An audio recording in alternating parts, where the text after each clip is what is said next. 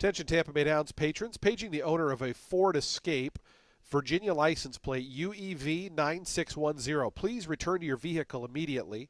Again, the owner of a Ford Escape, Virginia license plate UEV 9610. Please report to your vehicle immediately.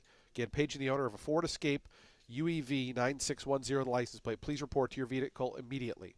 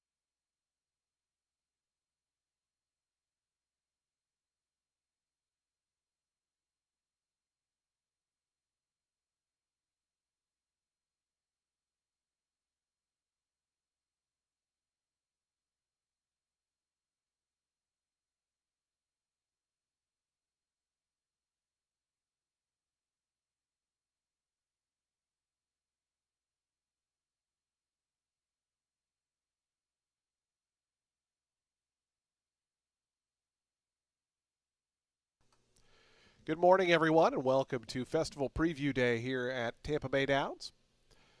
Today's first post is coming up in 35 minutes. We'll have scratches and changes in a few moments, but first we ask you to please rise as we honor America with the playing of our national anthem.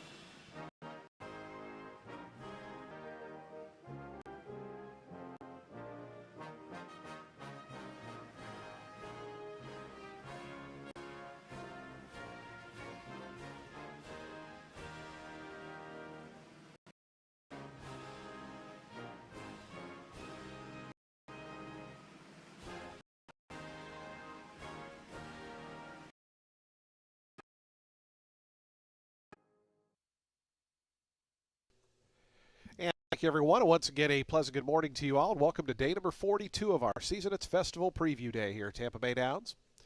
The main track, the turf is firm. We're racing under beautiful sunny Florida skies. Temperatures expected to be in the upper 70s today for a majority of the card. Should be a great afternoon of racing here at Tampa Bay Downs. Program's handy. Let's go over today's overweight scratches and changes. Race number 1 kicks off the early pick 5. It's also the Mother's Restaurant Trainer of the Month award purse. We'll present that to Juan Carlos Avila after today's first. In the first race, number 6 Upstreet is £1 over, +1 on the number Street. And scratch number 11, Thank the Academy, is scratch. Scratch the 11 out of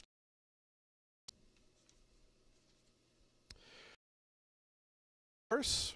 Jockey overweight on the number 2 Artie's Angel. That horse is now +1 pound, +1.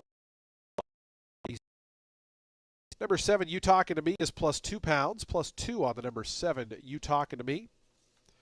And scratch numbers 12, 13, and 14. Scratch 12, English Painter. Scratch 13, Grazer, and scratch 14, Miners. Scratch 12, 13, 14 out of the second race.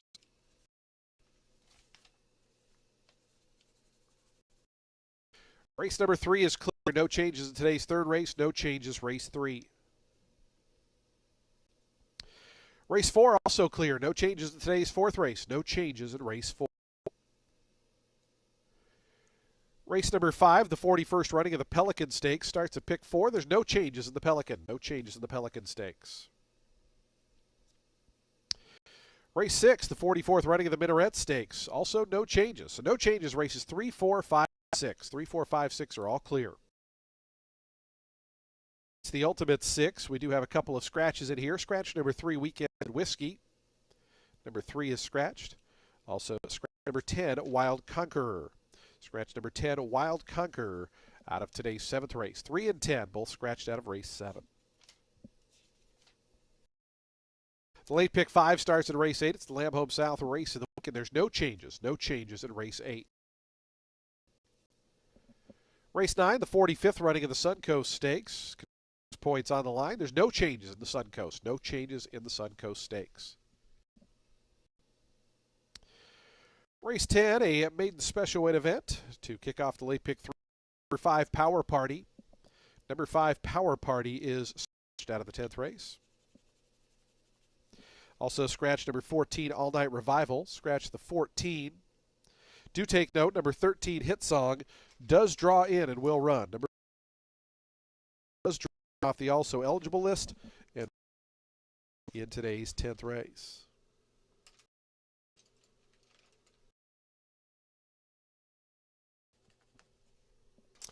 Race number 11 is our featured event. It's the 45th running of the Sam F. Davis Stakes, $250,000 guaranteed. Kentucky Derby points on the line. No changes in the Sam Davis. There's no changes in race 11. Our 12th and final race on the turf course. 8, scratch number 6, Night Ride. Number 6, Night Ride is scratched. Take note that number 13, Pet Met, will draw in off the also eligible list and will run. Number 6 is scratched in the 12th and final. Those are your updated overweight scratches and changes. Today's first post here at Tampa Bay Downs and even 30 minutes away. Again, the main track is fast. The turf is rail at 12 feet. It's a gorgeous afternoon. Our track handicap, Red Carruthers, joining us on site this weekend. Red will be up in about 10 or 15 minutes. Red will have analysis and selections on all 12 of today's races. Don't forget a couple special extra pick 4s throughout the card. They start in races 2, 5, 6, and 9. Pick 5 start in races 1 and 8. And the Ultimate 6, $21,622, and the jackpot carryover starts in race 7. The opener, the early pick 5, they're just 29 minutes away. We wish you the best of luck today with all of your wagers here at beautiful Tampa Bay Downs.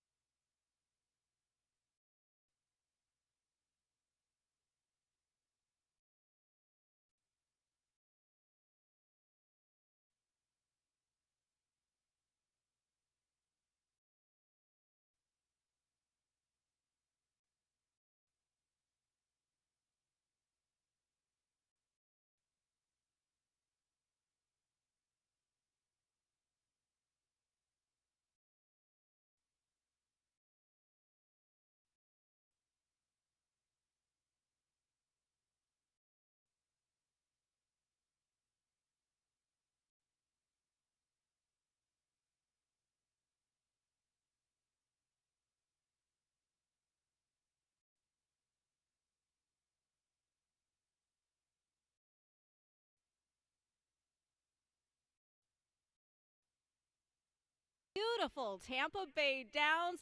It is Fatty Oaks in the Suncoast Stakes. We also have the Minaret and the Pelican featuring Grade 1 winner Nutella Fella. But we're going to get things started. Our 12 race card with race 1. It's an 8K claim first time. Ran a good second, even if, well, out of the gate that day. She's only that it was an off the layuff start at Churchill in a main 20 back last spring at Churchill. She was sealed going. And last out, the track was listed as good. So, not sure why the number 2, Wonderful Venezuela, faded out of contention last out. She wasn't part of the bumper carring out of the gate. She broke well, sat about a length and a half or so off the early, steadily fading out of contention. Bit of a layoff, and because her last race was in November, that is when she ran a good third in her Tampa debut, just a length and 3/4, beaten at the level. That performance contributed to her going off as the post-time favorite in that January 22nd race. So, I think it's possible that the good going was the issue because she was wearing fronts that day, and maybe she just wasn't comfortable with those on. I think she can redeem herself here with a better performance. Going to complete the top. That is Highland Holiday here for Mike Deeney. She's making a second start off the layoff after running 6th in the at this level. Had a wide draw that day. Bottom line, I think with this post, Paco sends and plays Catch Me If You Can. Gonna go 9, 2, 1 to start the day and the early pick 5.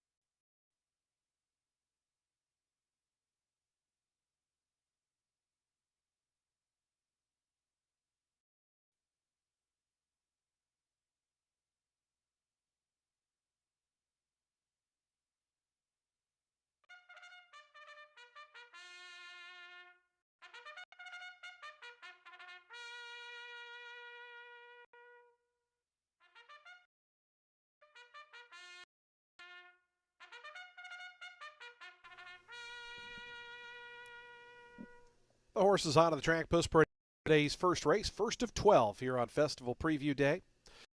Not a claiming event for fillies and mares. Fast main track. Scratch the 11, the also eligible. Number 11 is scratched. Field of 10 remain in. Race 1 offers daily doubling. Pool already about to jump over 100. Days first, just 6 minutes away.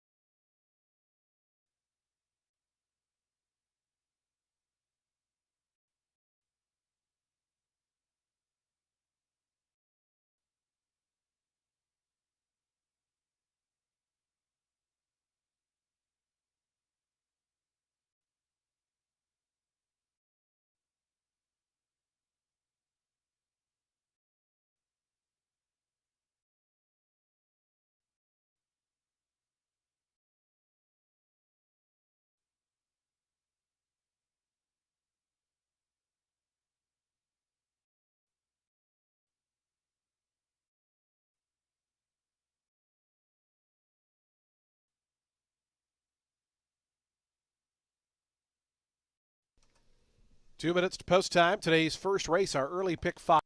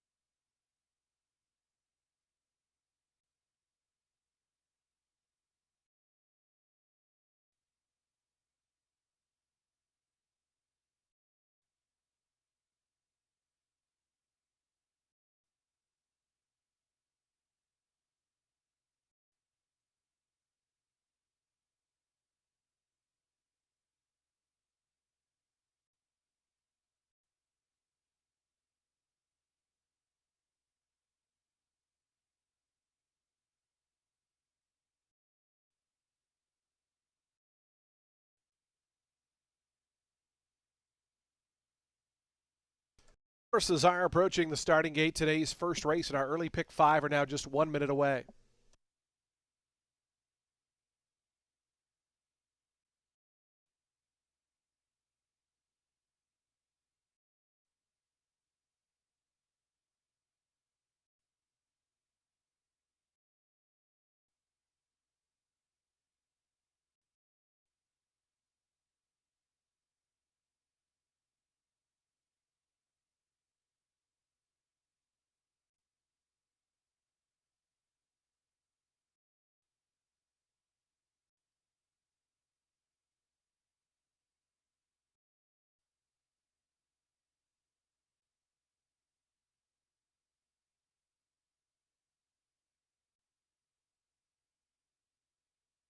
And the horses have reached the gate. It's post time. They're lining up now for today's opener. The Mother's Restaurant Trainer of the Month award purse will be to Juan Carlos Avila after today's first. Field of 10 here to kick off Festival Preview Day. Favoritism right now to the number 3 Highland Holiday at 5-2. 3-1 on the 9 West Coast Song. Upstart moves in. Upstreet, rather. Here's Holiday. Paco Lopez for Mike Deeney to gate 3. Your 5-2 slight favorite. Bold Look to gate 8. Here's Lynette stepping forward. Winning on West Coast Song. And Don't Tell Amy will be all set for a start. Ready to kick off our Saturday program, Festival Preview Day 2025. Acting up there, Upstreet in gate number 6. Fast main track, the turf is firm. We're racing under beautiful sunny Florida skies, and we are set to kick off our 12-race card. They're in the gate.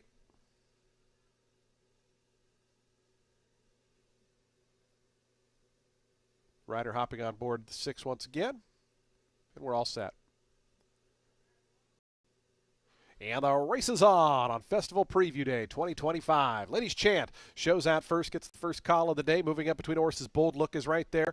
And down along the inside coming through is Highland Holiday as they stack up 4 across the track going into that first turn. It's Ladies Chant just in front of Zippy Zinny, who now takes over second. Highland Holiday third toward the inside.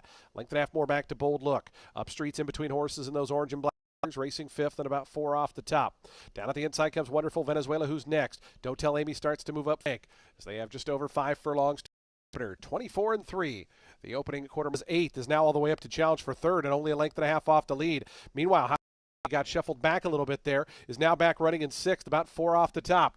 The opening half in 49 seconds. Ladies Chant just in front of Don't Tell Amy, who's second. American P staying that bid is third. Zippy Zinny now back 4th. Highland Look, they're next. Then comes Upstreet. Laughing at the Bank is starting to commence a bit of a rally with Wonderful Venezuela. Ladies Chant is still the leader. It's Ladies Chant, Ronnie Jr. to the top of the stretch, a length and a half in front of Don't Tell Amy. American Peaches stalled out in third. Wonderful Venezuela continues to make up some ground in the white cap. Highland Holidays toward the inside. But a final furlong left to go, and Ladies Chant is clear. Ladies Chant by 5 to Don't Tell Amy. Wonderful Venezuela down the outside. Highland Holiday up the fence. But it's all Ladies Chant in the opener. Ladies Chant dominant here. Won it by about 7 or 8 in the end. Wonderful Venezuela between Laughing at the Bank and Highland Holiday.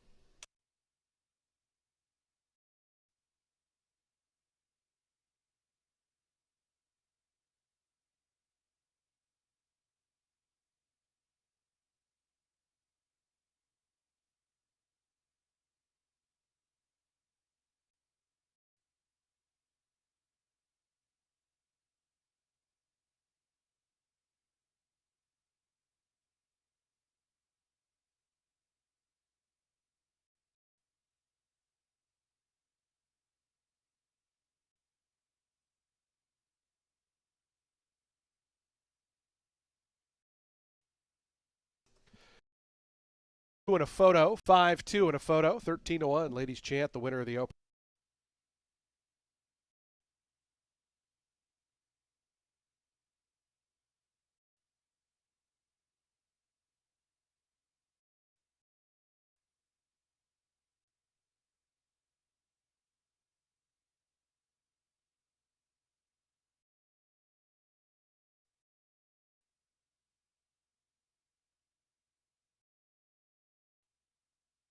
Final time 140.8 seconds for the mile and 40 yards. Third went to the number 1, Laughing at the Bank Holiday. Fifth, number 6.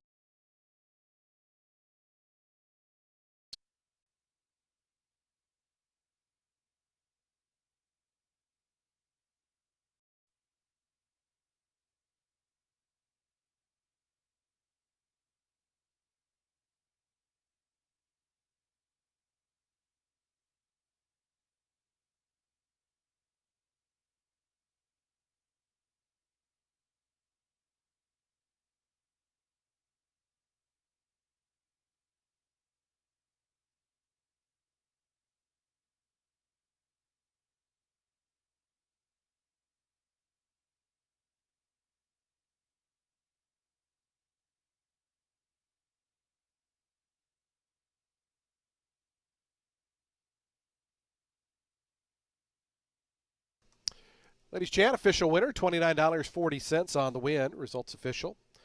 4-year-old Bay Filly by Neolithic out of Carrie Princess was bred in Florida by Martin Goodell and Emily Goodell. Martin Goodell, the winning owner. Maria Bowersock, the winning trainer. Ronnie Allen Jr. aboard for the Gate to Wire win. Congratulations to trainer Juan Carlos Avila, our Mother's Restaurant Trainer of the Month Award winner.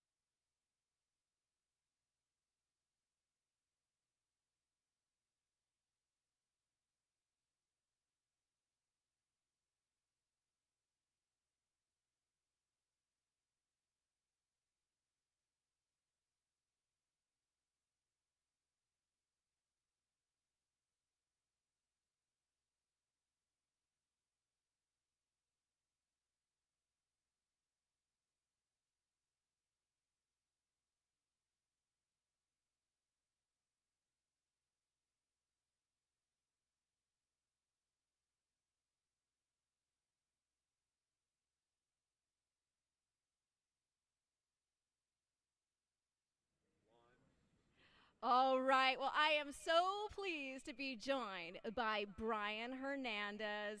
What a 2024 you had. You collected the Kentucky Oaks Derby double, Torpedo Anna, and then Mystic Dan. What a ride. Talk to us about that real quick. Yeah, I mean, 2024 was a year of a lot of dreams were made. You know, you always wake up every morning and dream of winning the races like we did last year, and to be able to have those horses between Mystic Dan and Torpedo Anna to come along all in the same year and pull off Oaks Derby double, and then for her to become Horse of the Year Yeah. last couple weeks ago. So it just put the icing on top of the cake, that's for sure. Oh my gosh, that thrilling run with her and fierceness and the Travers. That was so game. I mean, how often do you see a filly like that come along? Yeah, that was the Travers was really cool. You know, even though she got beat for the crowd to give her the standing ovation Yeah. like they did on the way back, it was something special. You know, I think she truly gained a huge fan base that day when she got beaten the Travers, just because she showed how game of a filly she is. The Grizzly. You've also ridden the McCracken. Talking about the 2017's Sam F. Davis winner, teamed up with Ian Wilkes, the Withams, and a horse started at Lamb Home South, who's been a great partner to us here at Tampa Bay Downs. You're back here now for the first time since that score with Camp Hale, the same connections. Talk to us about this maiden because he's my top pick. No pressure on you. He's my top pick, still maiden, but he's been running against stakes caliber horses. Yeah, you know, he's a really nice horse. Like you said, he's still a maiden, but when we were at Churchill last spring, Ian came to me and said, "Hey, I think I really have a really good 2-year-old for you." So I went and I worked him one morning. He was really impressive, and like you said, he's running 3 maiden races so far, but he's run into some serious bears Yeah. between Keeneland, Churchill, and Gulfstream. So we came in right after the race. Ian called me over at Gulfstream. He said, "Hey, I think I'm gonna run that horse back in the Sam Davis," and I just asked him if I can come and ride him because we've thought so highly of him, and we're looking forward to him today. And he's from the family of a horse near and dear to your heart, Fort Larned Classic winner. I mean, that's kind of cool. So Bayakoa's in that family. She's one of my favorite all-time female horses. I mean, how cool, right? Yeah, it's great. You know, I was fortunate enough to ride for Larned years ago in the Breeders' Cup Classic for the Whittams, and it's been a fun ride the last over 10 years now to be able to ride all these family members, and they've been so loyal to us. Between the Whittams and Ian, it's just been it's always an honor to ride for them, and it's always great to see these good horses show up through the family. You know, even like last week when they won the Holy Bull with Bainham Square. Yeah. That was out of a mare. He's by a mare that I won a couple stakes on for him at Churchill and Keeneland.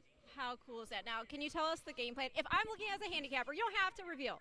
But I'm thinking that even though he has the rail, obviously you know how to ride the rail, he could just kind of sit back behind the speed. Maybe we see some hook and cook, and he's right there to take over. Yeah, that's we'll just see how the race develops. That's the beauty of riding for Ian. You know, he doesn't tie my hands with giving me a bunch of instructions. You know, we can kind of play it off the break, and if he leaves there in good order, and we can get a nice tucked in trip around there, and hopefully he's the best horse today. All right, let's talk about some of the other horses you have in. You're going to be riding race 4. That's our optional 75. And you will have another horse in there that we don't know exactly how she's going to step up in here. This is going to be a second start off the left. This is for Grand Motion. Carpe Diem, not the sire Carpe Diem, but the French-bred filly. Yeah, I don't know anything about her. I haven't I haven't gotten to talk to Graham yet, but I'm sure they'll fill me in when we get here in the paddock on her. Okay, and then let's talk about race 6. That is the Minaret. You're riding for Ian there.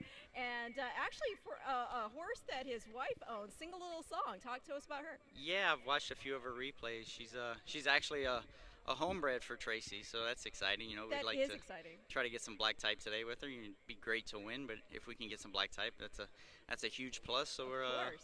we'll see what kind of trip we can work out with her. And then, no pressure, but my top pick in race 7 is Candy Town. This is a horse making a second career start. Todd Pletcher trains, debuted on the grass going a mile at Gulfstream Park. But, I mean, you got dirt pedigree in there, so what do you think? Yeah, I mean, anytime you get to ride one for Todd, he's in the Hall of Fame for a reason. He knows how to place them, so we're excited about it. His first race, he looked good. You know, like he said, it was on the grass, but we're going back to dirt today. But his work seemed great over the dirt, so he looks like he's got a big chance in there. Okay, well, here's all I'm asking you. You know, you win one of these stakes races, you got to come back, do a follow-up interview. Yeah, of course. We always enjoy that. Well, everybody, Brian Hernandez Jr. Back here for the first time since 2017 when he won the Sam F. Davis Stakes aboard McCracken. Thank you. Thank you.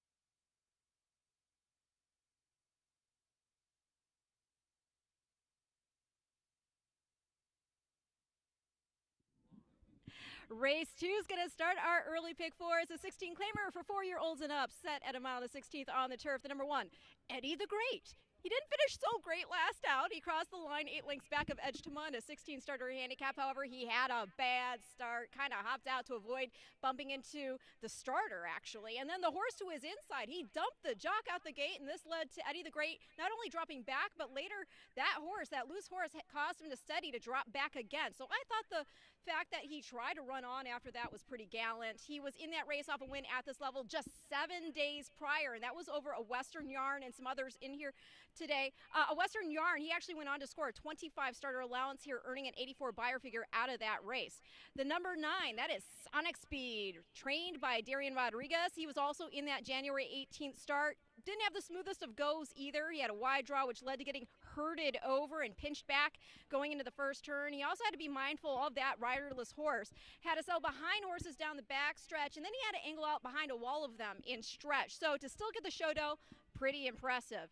Going to complete the top 3 with a bit of an unknown. The number 6, Lamplighter Jack. I mean, this is a horse with a ton of backlash. He had been running against, maybe not successfully, but not hopelessly, against stakes competition before going on a long, long layoff. That first start back, he showed a little something before tiring to last, but he hadn't run since July of 2023, and that was a 5 furlong allowance N1X. Maybe dropped in for 16, stretched out, he can get a piece. There's other speed in here, which obviously complicates things, but it's not crazy to think that he could dig in if he's gotten anything out of that first start back. So I'm going to go 1, 9, 6 in race 2, which again starts our early pick 4.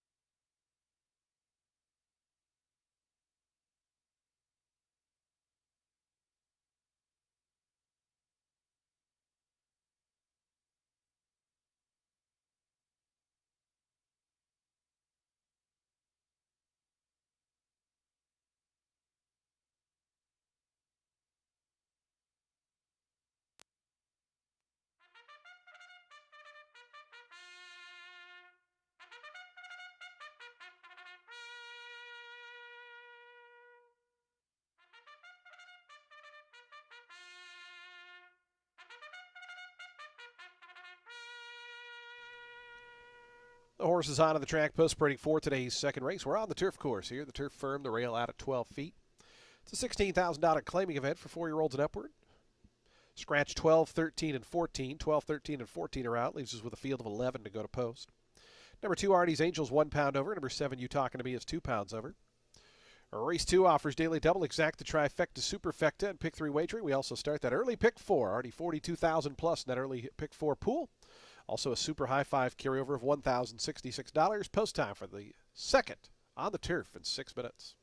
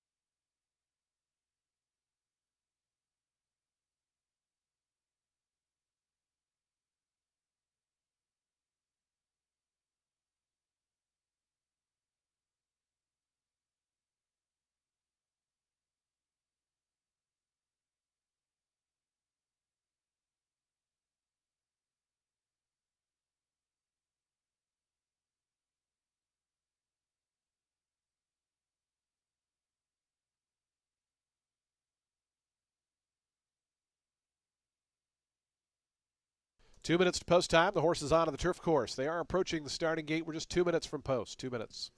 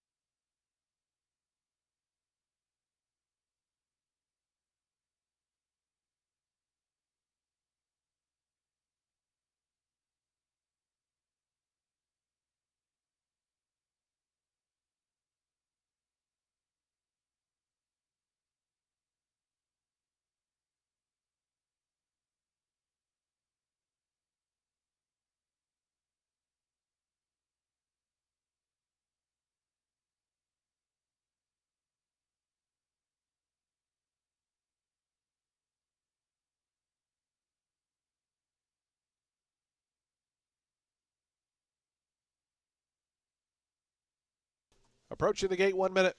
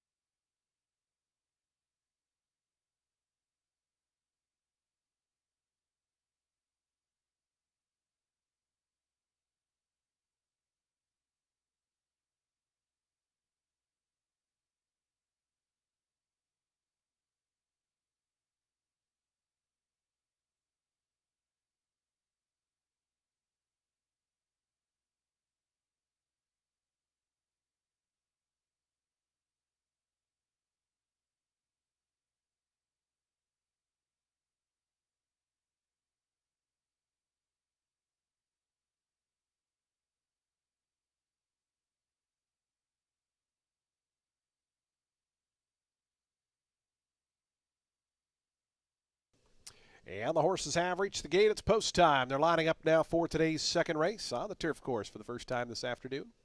Turf firm, rail at 12 feet. A field of 11 here at a mile and a 16th. Your post time favorite toward the outside, number 10, Gilded Age. Irad Ortiz Jr. in town today, and he'll have his first mount of the day here on the favorite Gilded Age. 3-1 on the number 9, Sonic Speed. Samuel Marin for Darian Rodriguez. Zardy's Angel moves into gate 2.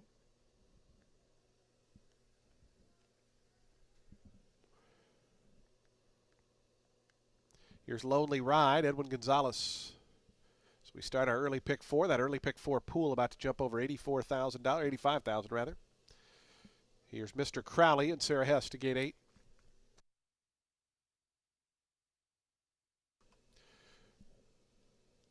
Lonely Ride still not quite in, now going up.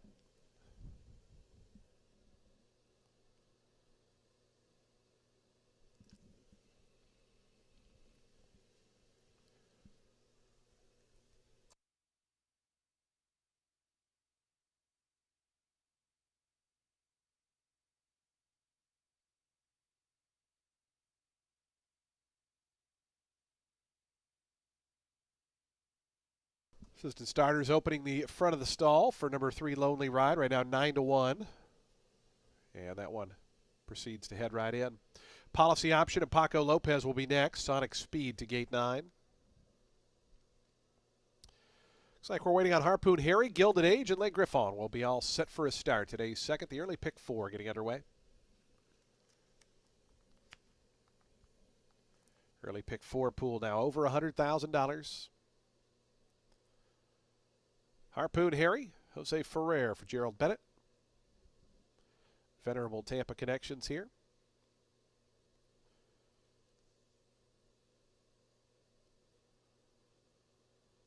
Harpoon Harry just about in. Now goes forward. Le Griffon and Cipriano Gill to the outside. Cipriano, our current Mother's Restaurant Jockey of the Month award winner. And Le Griffon goes right in. They're in the gate.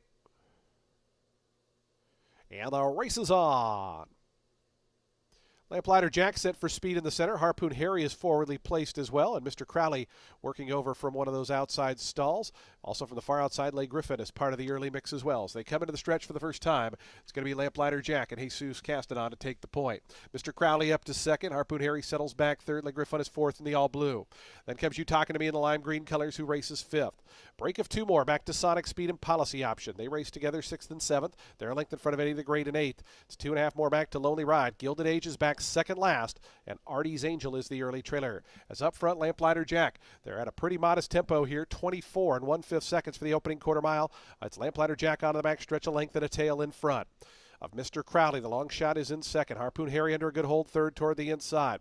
It's two more back to Le Griffon. And you talking to me, they race as a pair. They're fourth and fifth and about 4.5 off the top. It's a break of three more then. Back to Sonic Speed. Eddie the Great joins that one from the outside as policy option. Holds that rail position. They're lined up three at the back. Artie's Angel, Gilded Age, and Lonely Ride. 49 and 2/5 seconds. So things have gone the way of Lamplighter Jack up top. Lamplighter Jack goes past the 3/8 pole. The lead is a length and a half.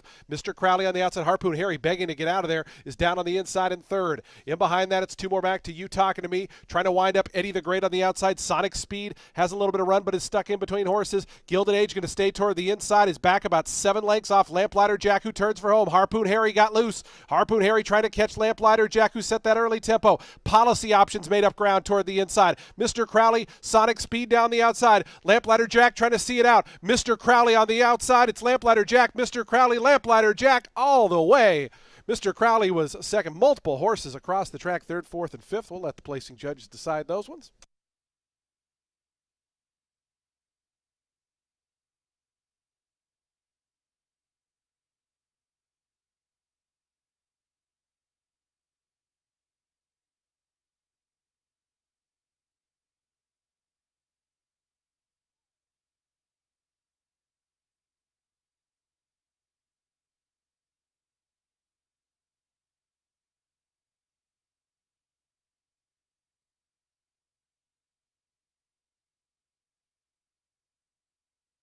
Six, eight, and a photo. Lamplighter Jack, a gate to wire scored 15-1. 62-1. Mr. Crowley second. Final time 143.55.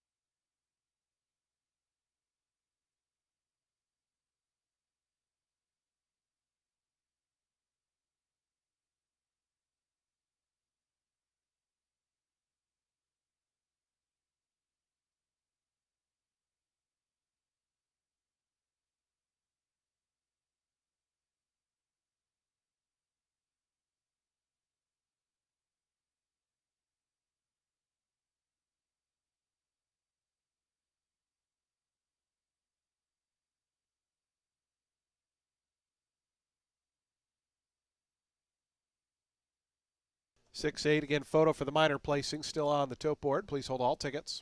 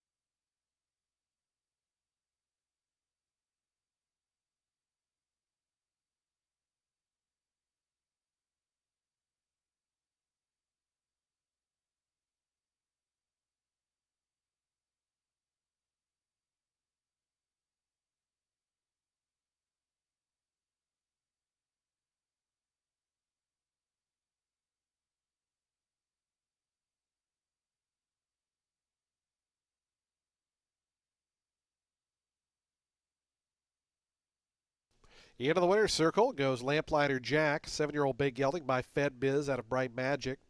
Bred of Kentucky by Bo Hirsch LLC. Melvin Simonowicz is the winning owner. Joe Campbell, the winning trainer. Jesus Caston on aboard for that gate to wire score. Lamplighter Jack at 143.55. Again, we're still awaiting the photo results for the minor awards. 6-8 and a photo still on the board. Results are unofficial.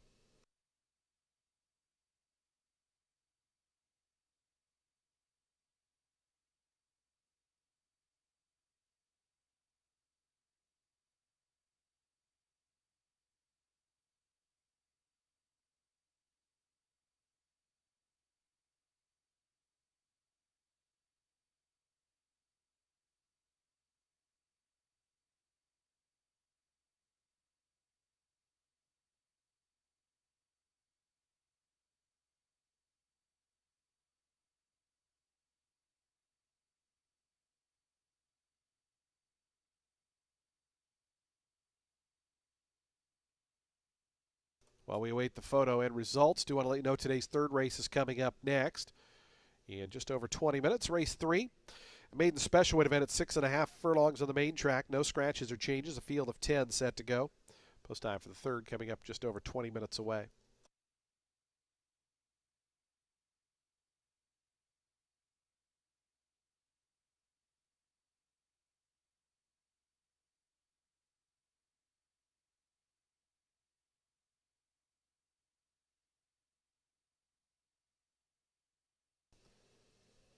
Results now posted.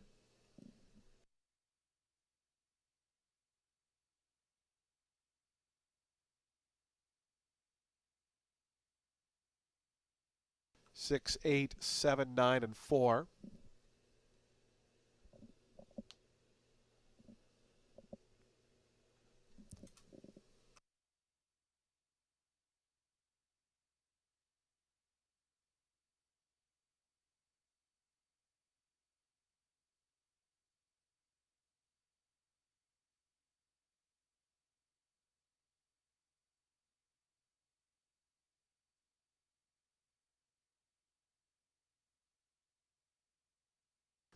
Results are official. $33.40 on the win. For Lamplighter Jack, the exacta for $1, $827.20. 50-cent trifecta, $4,083.35. 10-cent super, $5,625.40. Daily double, $362.70, and not surprising, nobody had the super high five, so we'll have another carryover into the third, $2,973. Race 3 is in 18 minutes. No scratches or changes. We're back on the main track. Maiden special weight in 18 minutes.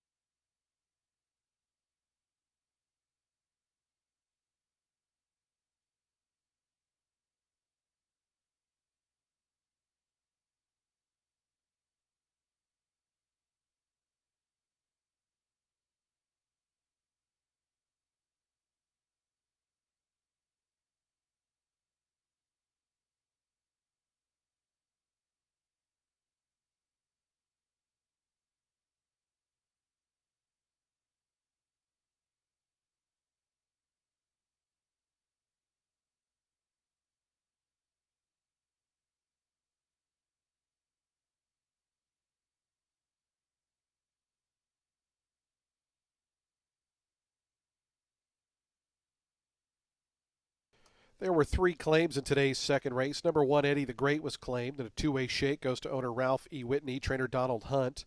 Donald Hunt claims the 1. Number 3, Lonely Ride, was claimed, goes to owner trainer Scooter Davis. Scooter Davis claims the 3. And number 9, Sonic Speed, and a three-way shake goes to Rocket Wrench Racing, Martin Escobar, the new trainer. Race 3 in 16 minutes.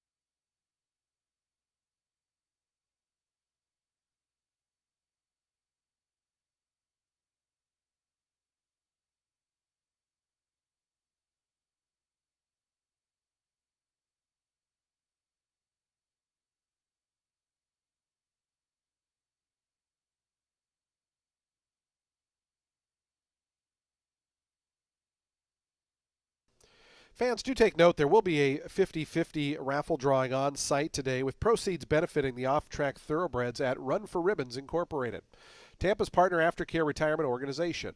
Tickets can be purchased at the table by the Winner's Circle or from our volunteer ticket runners. Winners will be drawn and announced today in the Winner's Circle immediately following the Sam F. Davis Stakes. Last year, thanks to the Ring the Bell program and generous donations, RFTR was able to support 18 off-the-track thoroughbreds retiring from Tampa last season, and your support assists in making them a bigger impact. Thank you for all your love of the thoroughbreds. Again, that 50-50 raffle going on. You can sign up down in the Winner's Circle or from any of our roaming ticket vendors.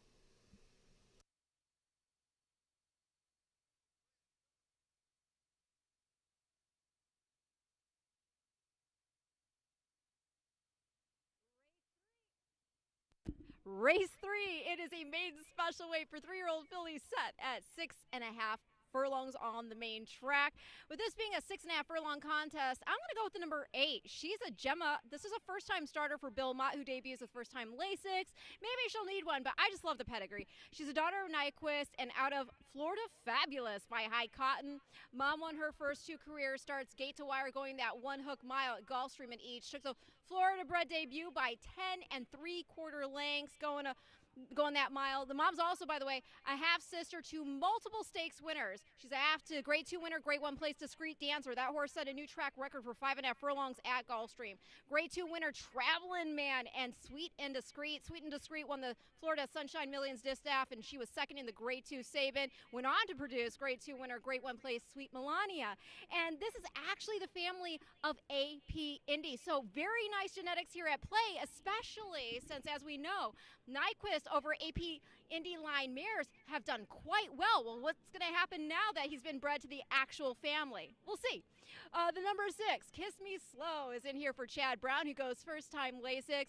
Flavian Pratt rides. She drew the rail in both starts, so getting off it might prove a big move. She ran a good 4th on debut, 3 1/4 lengths back of Immersive, and in second that day was Salted for Mark Casse, who looks live here as well. Now, Immersive, as we know, went on to be our champion 2-year-old filly. Kiss Me Slow, she took some time off after her debut, came back in November. She contested a maiden special weight, going a mile in the slop. Ran second, but was beaten just 3/4 of a length as the post-time favorite. The winner, Sharp Smile, she next ran 3rd in the Busanda Stakes. Then the 3rd place, She's Fascinating, next earned a 77 buyer, scoring a main special weight by 8 1/4 lengths at Aqueduct. Really dig the pedigree of this filly as well. She's by Into Mischief and out of Grade 3 winner, or Grade 3 winning Smart Strike mare Teresa Z. So this is the family of Personal Ensign, My Flag, Storm Flag Flying, and company. Dig it. I think Curlane could move up and start too. She just got caught late last out to lose by a head on debut. Love Curlin over AP Indy also, and she represents that cross. But I'm going to complete the top 3 with the number 3 that is Salted in here for Mark Casse. After her runner-up finish to Immersive in the Saratoga main special weight, which was her 2nd career start, she went to the Spinaway Stakes, which was also won by Immersive. Muddy sealed track, long layoff after. Cassie knows when they're ready to roll again, and she comes back to the races with first-time Lasix. So I'm going to go 8-6-3 in race 3.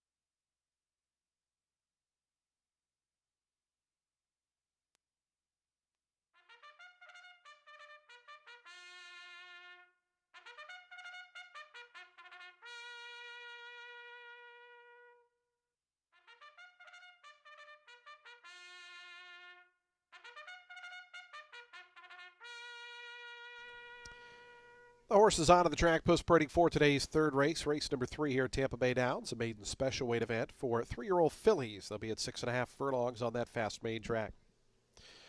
Field of 10 set to go. No scratches or jockey changes here in this third.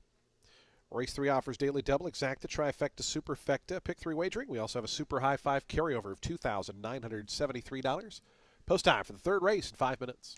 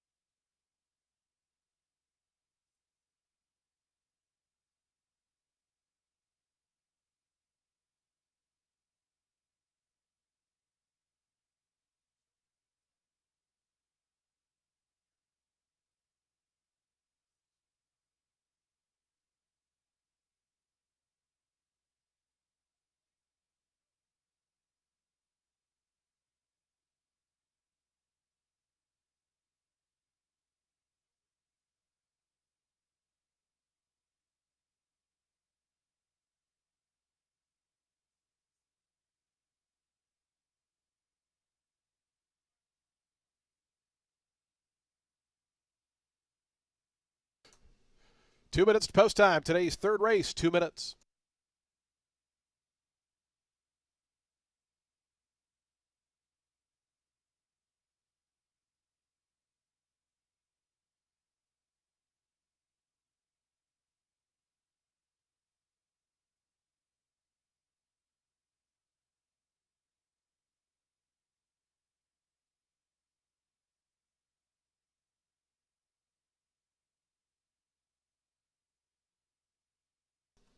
The horses are now approaching the starting gate. We're just 1 minute from post time. Race 3 in 1 minute.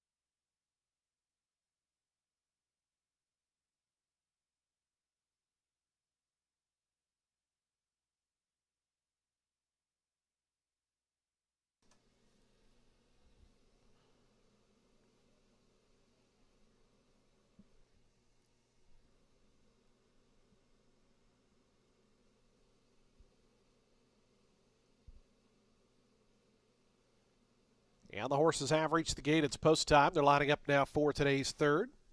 Field of 10, maiden special weight group here at 6.5 furlongs. Favoritism right now to the numbers 3 and 6, both at 2-1. Number 3, Salted. Number 6, Kiss Me Slow.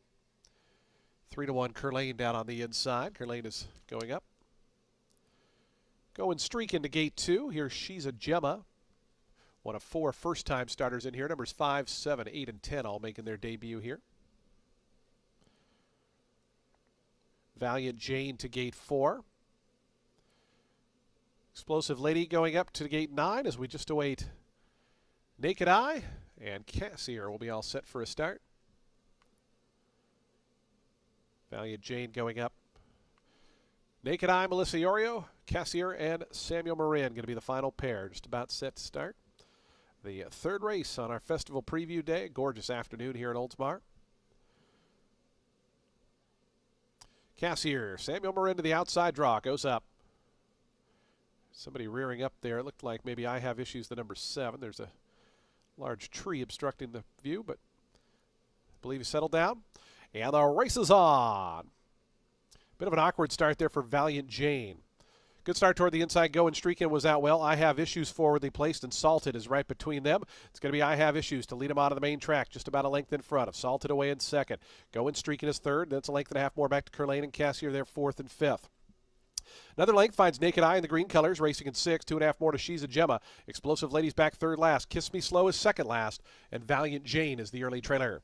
A half mile left to go, and it's I Have Issues through an opening quarter in 22-1. A gentle breeze at their back as they run to that far turn. Salted now moves into position 3/4 back in second. Cassier starting to move out 3 deep into third. Curlane's in between horses along with Going Streakin'. Then comes Naked Eye, She's a Gemma in those blue colors, still about 7 lengths off the lead, and the lead is now belonging to Salted. Salted pokes ahead in front. Cassier continues to move up on the far outside. Dropping back as I Have Issues. Curlane just in behind Salted a length and a half as they come to the top of the stretch. Salted the leader into the lane. It's Salted a length and a half. Curlane going to go down toward the inside with Cassier. She's a Gemma starting to uncoil down the center of the course. A final 16th to go. Salted just in front of Cassier. She's a Gemma making up strides on the outside. Salted. Here's She's a Gemma on the outside. Salted. She's a Gemma. Between them is Cassier. These three drive to the wire. Was it Cassier who had the nose down? It's very close between that one and She's a Gemma. Salted was right there as well. A thrilling stretch battle in race 3.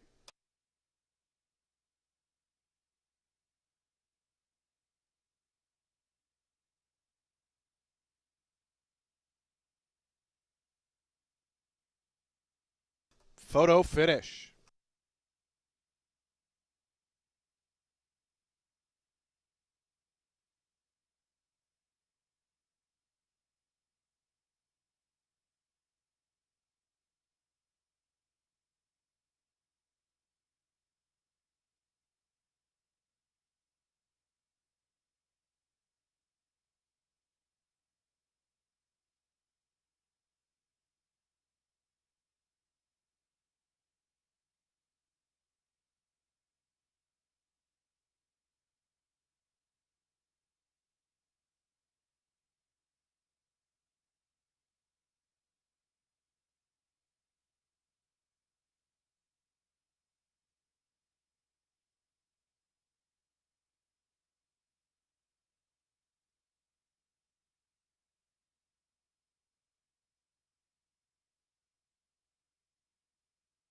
Number 10, Cassier between horses to win at 12-1. Second, number 8, She's a Gemma. Third, number 3, Salted. Fourth, number 5, Naked Eye. And fifth, number 1, Curlane.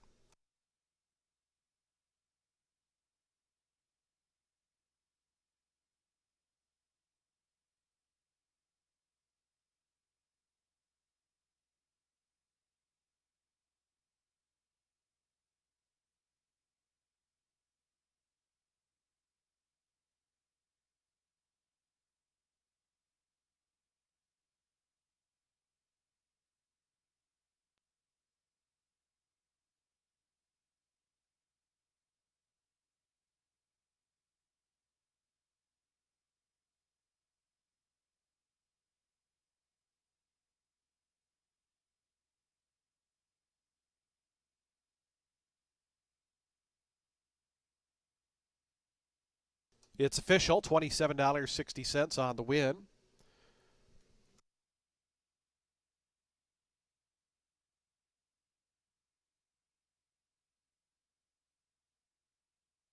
The string of upsets to start the card continues. This one, Cassie, her first-time starter, 3-year-old Bay Filly by City of Lion out of Nellie Cashman. Bred in Kentucky by Calumet Farm. William Farish, the winning owner. Shug McGahee, the winning trainer. Samuel Moran aboard for that winning ride as Cassie, on debut, wins at 12-1.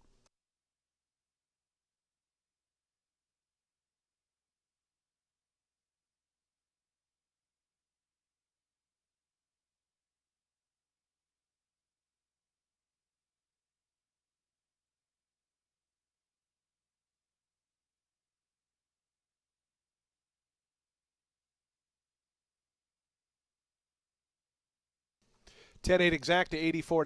Trifecta $185.05. The dime super $426.72.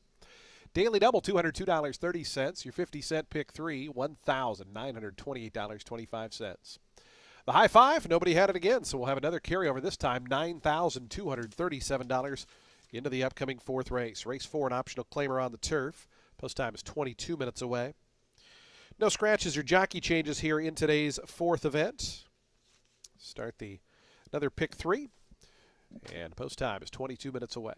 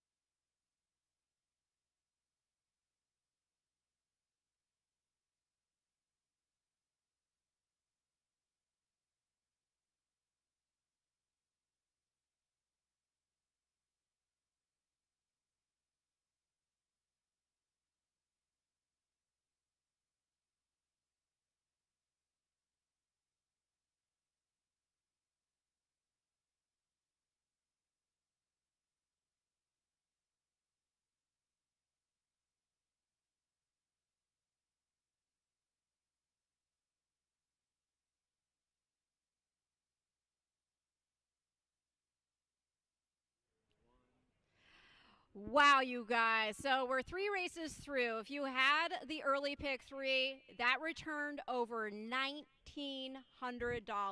Awesome sauce. Wow. Okay, well, race four, we've got 3-year-old fillies which have never won a race other than maiden claiming or starter, or which have never won 2 races or an optional claiming price of $75,000. They're going to be going a mile on the turf here. The number 6, Forward Deployed, in for Chad Brown. It's got Flavian Pratt to ride. And boy, these two went 4 for 4 together at Tampa when Pratt came to town last time. Now, this gal, she won Gulfstream Park main special weight going a mile. This was back in December, and then entered the Ginger Brew Stakes next. She got the lead, had a duel with Coretto, who was making her first start since getting beat 5 lengths in the juvenile fillies turf. Coretto managed to put Forward Deployed away, but then had to settle for second herself, 2.5 lengths back of Nitrogen, who had run third in the Breeders' Cup. Coretto next ran third, beaten 3 to another Mark Casse DJ runner named Vixen in the Sweetest Chant. Now, the 6th place runner in the Ginger Brew, that was Fixin' to Be, ran fourth in the Ginger Brew herself. And then there was the 10th placed Special Aviator, who was in the Ginger Brew off the layoff, going back to when she won the R. Deer Page Stakes. She exited that 3-year-old debut to run a good third after a bad trip and an allowance at Gulfstream on the synthetic. Forward Deployed, well, she should be forwardly placed, hanging near the pace that will likely be set by the number 8 in here. Next, the number 7, Tessitura, in here for Owen Hardy. She was actually my pick in the Gasparilla Stakes. Her 3-year-old debut was her first try on dirt, but she stumbled out of the gate and lost Willie Martinez. So they're not going to go and try turf while stretching out, and the latter is what I am most excited about for her. She's by Medaglia d'Oro, and then she's out of Octave. Octave won the Grade 1 Mother Goose, the Coaching Club America Oaks, and that was following a runner-up finish in the Kentucky Oaks. She's also getting first-time Lasix today, so let's see if she can get out the gate what she can actually do. Going to complete the top 3 with the number 1. That is Flip Flops for Mark Casse. She's making a second off the layoff after running 5th in at this level at Gulfstream. It was her first race since October and her first with Lasix. She showed some early interest that afternoon before tiring to finish 7 1/4 off Lush Lips, who was to the best of Ramsey Pond in second. That filly, Ramsey Pond, next ran second to Vixen in the Sweetest Chant and had the start prior in the optional run third, and that was in the Wait a While Stakes. Now, race before the layoff, Flip Flops ran 5th, but she was beaten only 2 1/4 at Keeneland. That was in an N2L allowance. She didn't have the smoothest of goes that day. It was also a really good field. Raining Flowers next ran 4th in the Tepin Stakes. Prussia, who was second in the allowance, she was the 3rd placed runner in the Tepin. The 7th placed Fine Finish, she next ran second in an N3L allowance at Churchill, 73 buyer figure. Even the last place, Into the Fray, that horse switched to the dirt and won an allowance N1X at Churchill. Granted, it was in the mud, but she won it by 3 1/4 lengths, earning an 80 buyer figure. So yeah, you got to consider the competition, and that the start prior to that one, Flip Flops, was well beaten, but she was also contesting a stakes race at Kentucky Downs. This was off a layoff and in against May Day Ready, who would later win the Jessamine Stakes and run second to Victoria Lake in the Breeders' Cup Juvenile Fillies. So yeah, I think this gal could do well here, second off the bench, second time Lasix, and going a mile at this optional level. And by the way, Mark Casse is here. I've seen him. He looks dressed for a winner's circle photo. So we'll see how his horses do today. 6, 7, 1 in race 4.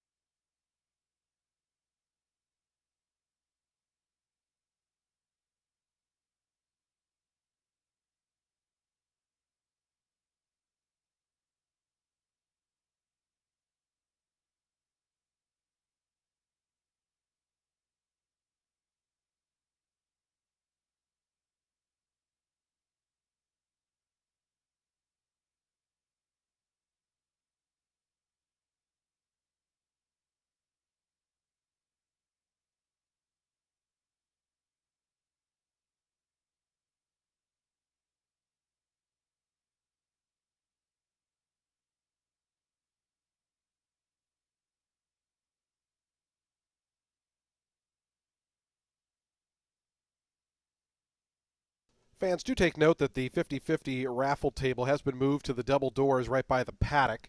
Again, it was originally by the winner's circle. It's been moved down by the double doors near the paddock. So if you want to get signed up for that 50-50 drawing, benefiting Thoroughbred Retirement, it's down by the paddock area.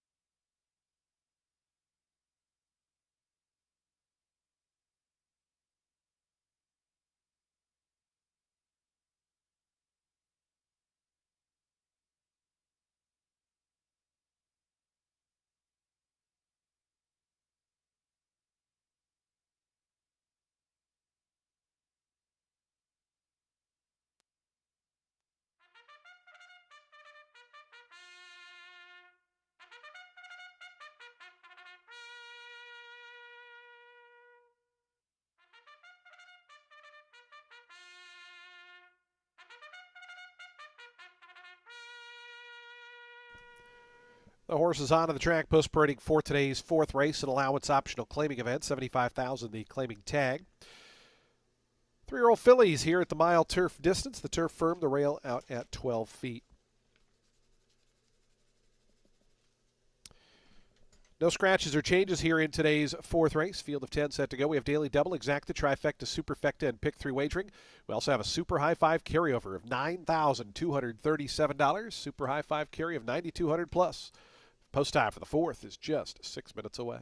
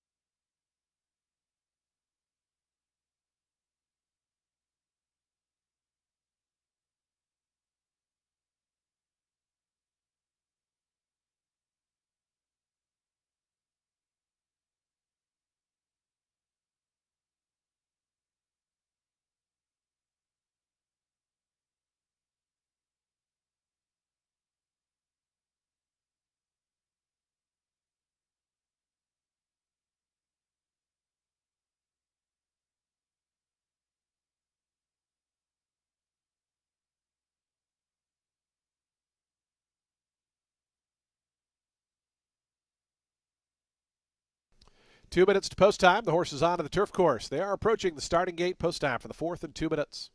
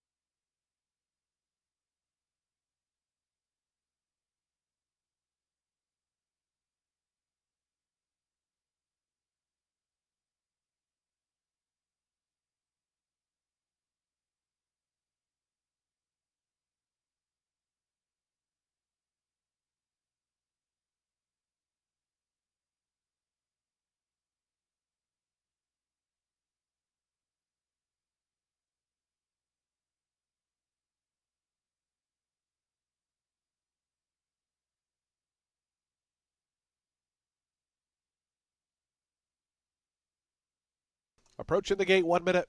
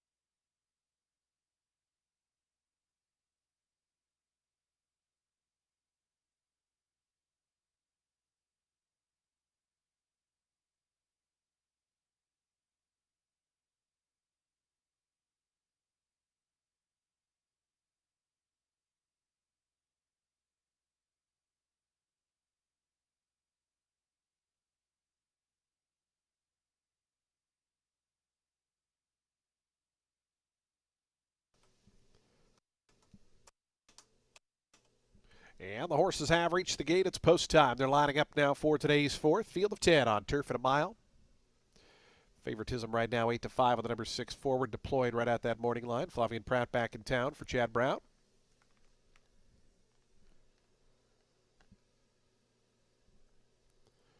Flip-flops the first to go in. Here's forward deployed. Those two going forward as Pretty Lavish, your current second choice at 2-1. Up to gate 2, Irene Ortiz for Graham Motion. Tessatura moves in. Winsome Cat. Daniel Centeno to the third stall.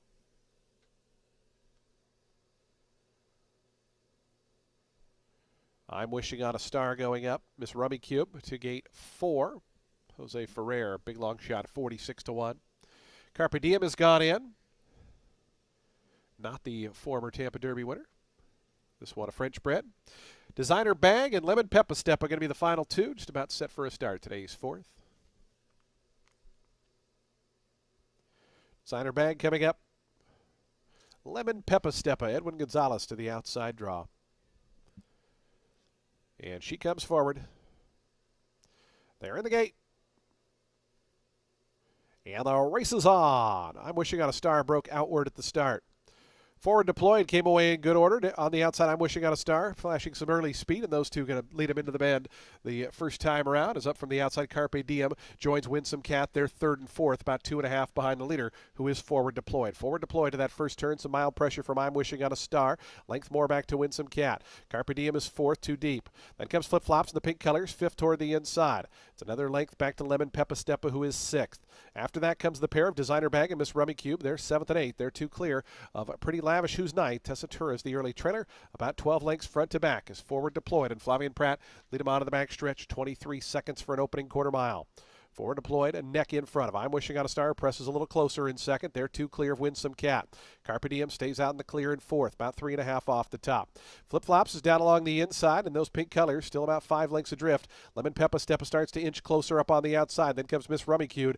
Pretty Lavish still back second last. Designer Bags just in front of her, and the trailer Tessatura. 47-2 the opening half-mile time. Forward deployed. I'm Wishing on a Star pressing up closer, and here's Lemon Peppa Steppa launching a 3-wide bid as they try to come after. Forward deployed. 3 across the track at the quarter pole. Lemon Peppa Step out wide. Forward deployed down at the rail. I'm Wishing on a Star back to third between them. Then comes Winsome Cat. Carpe Diem is in behind that fifth. Flip Flops looking for a seam. Going to go down toward the inside. Forward deployed trying to fend off these challengers. Forward deployed by the 16th pole. Flip Flops flying up the rail. Now going to switch out to the 2-path. Late run Pretty Lavish right down down the center. Pretty Lavish and Flip Flops. These two going on with it. Pretty Lavish. Flip Flops. Pretty Lavish from off the pace to get it. Flip Flops was second. Third went to forward deploy. And then came Lemon Peppa Steppa.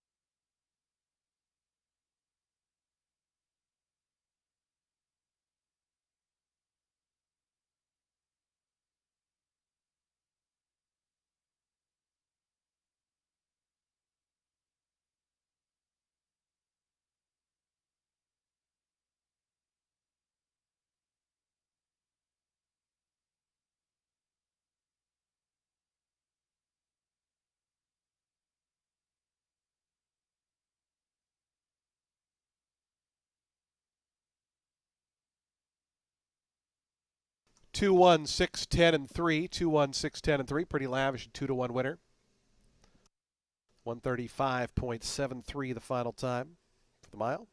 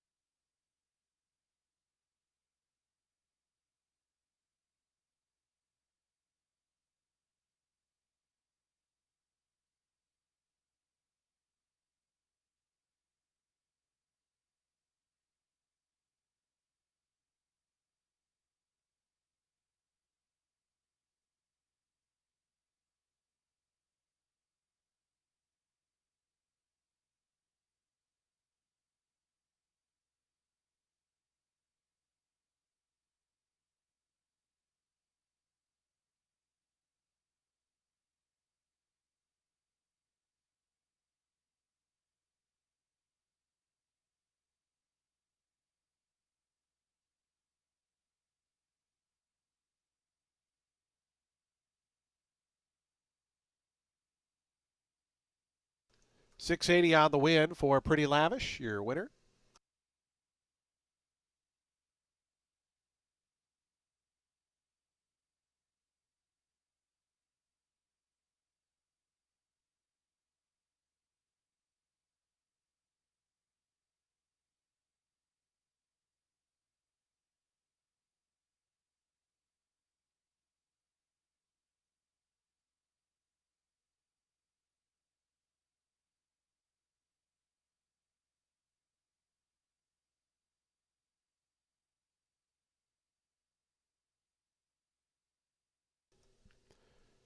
Pretty Lavish now 2 for 2.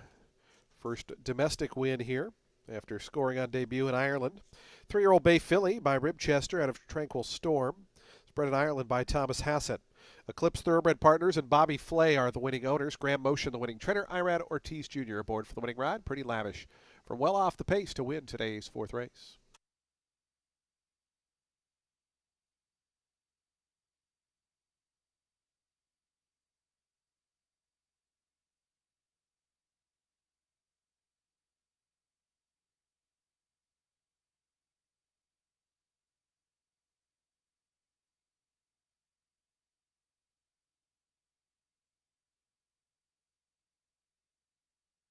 Two one exact at $20.50. The trifecta $28.95.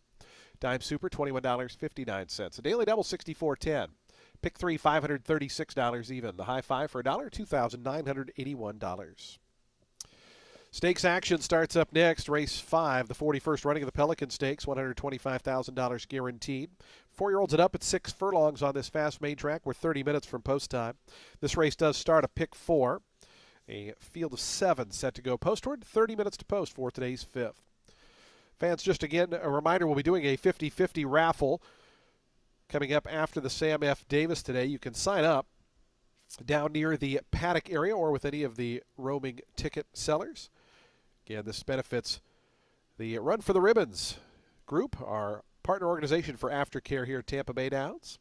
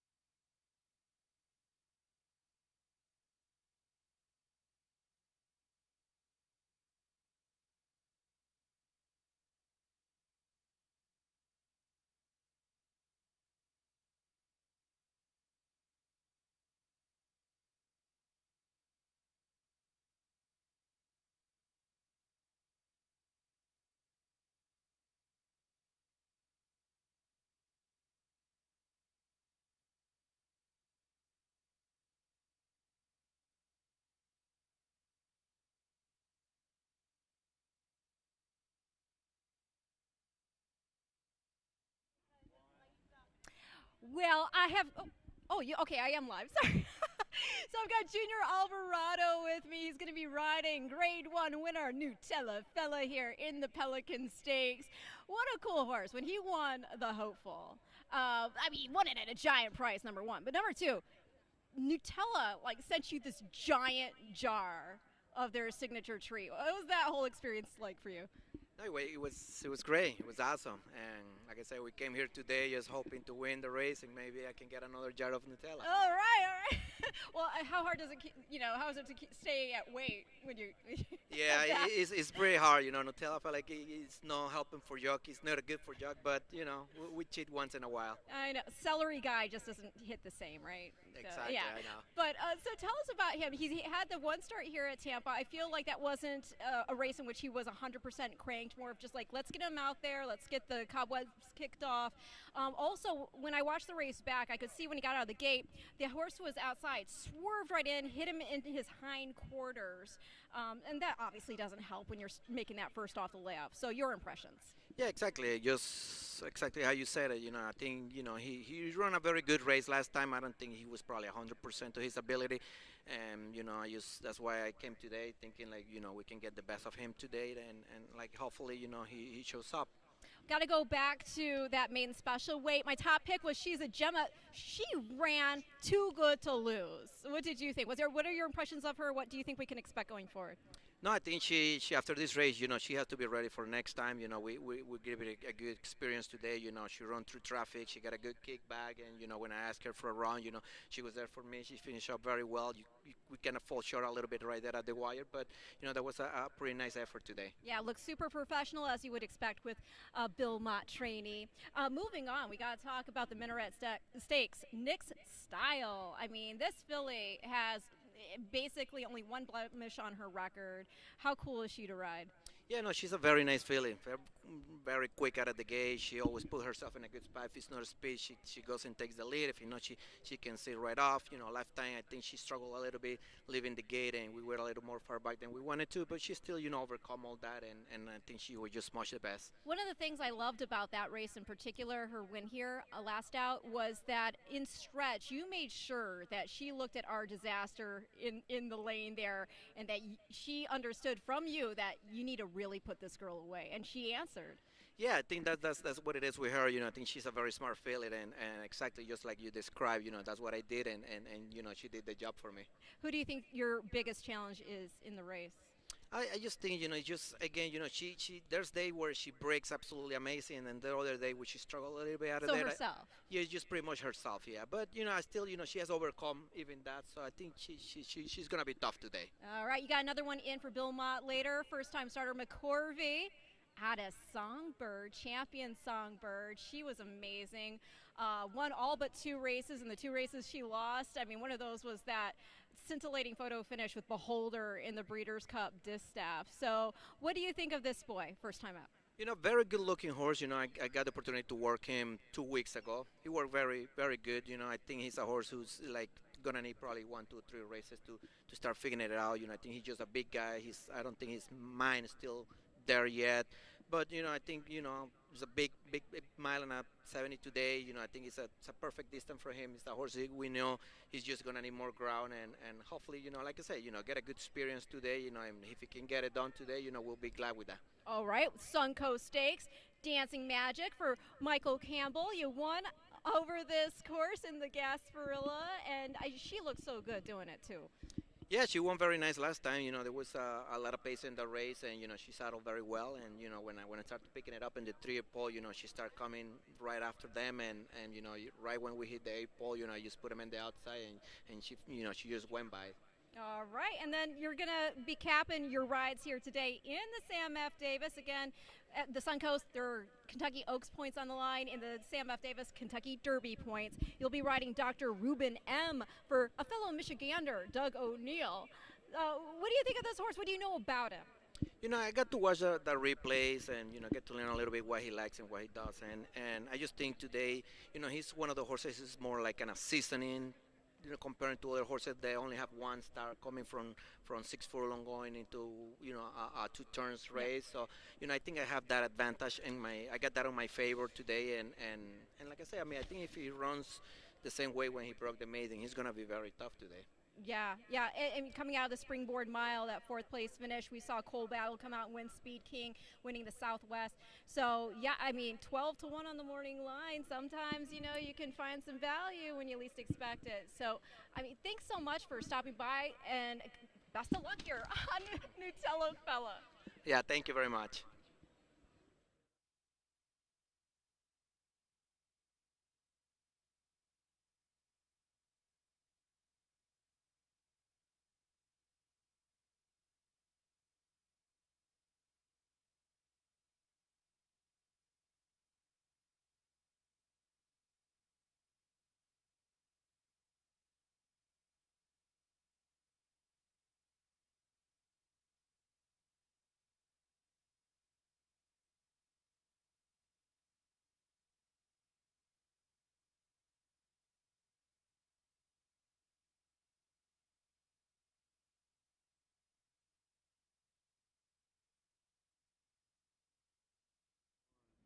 Race 5 is going to kick off the stakes action. We've got the Pelican Stakes here for 4-year-olds and up, set at 6 furlongs on the main track. The number 2, Nutella Fellow. We just talked to Junior Alvarado. He's going to be making a second start off the long layoff. He finished a good second last out after not having run since June of 2024. That is when he put up a 96 Beyer figure, running third, only the 3/4 lengths back of Bookham Dano in the Grade 1 Woody Stevens Stakes at Saratoga.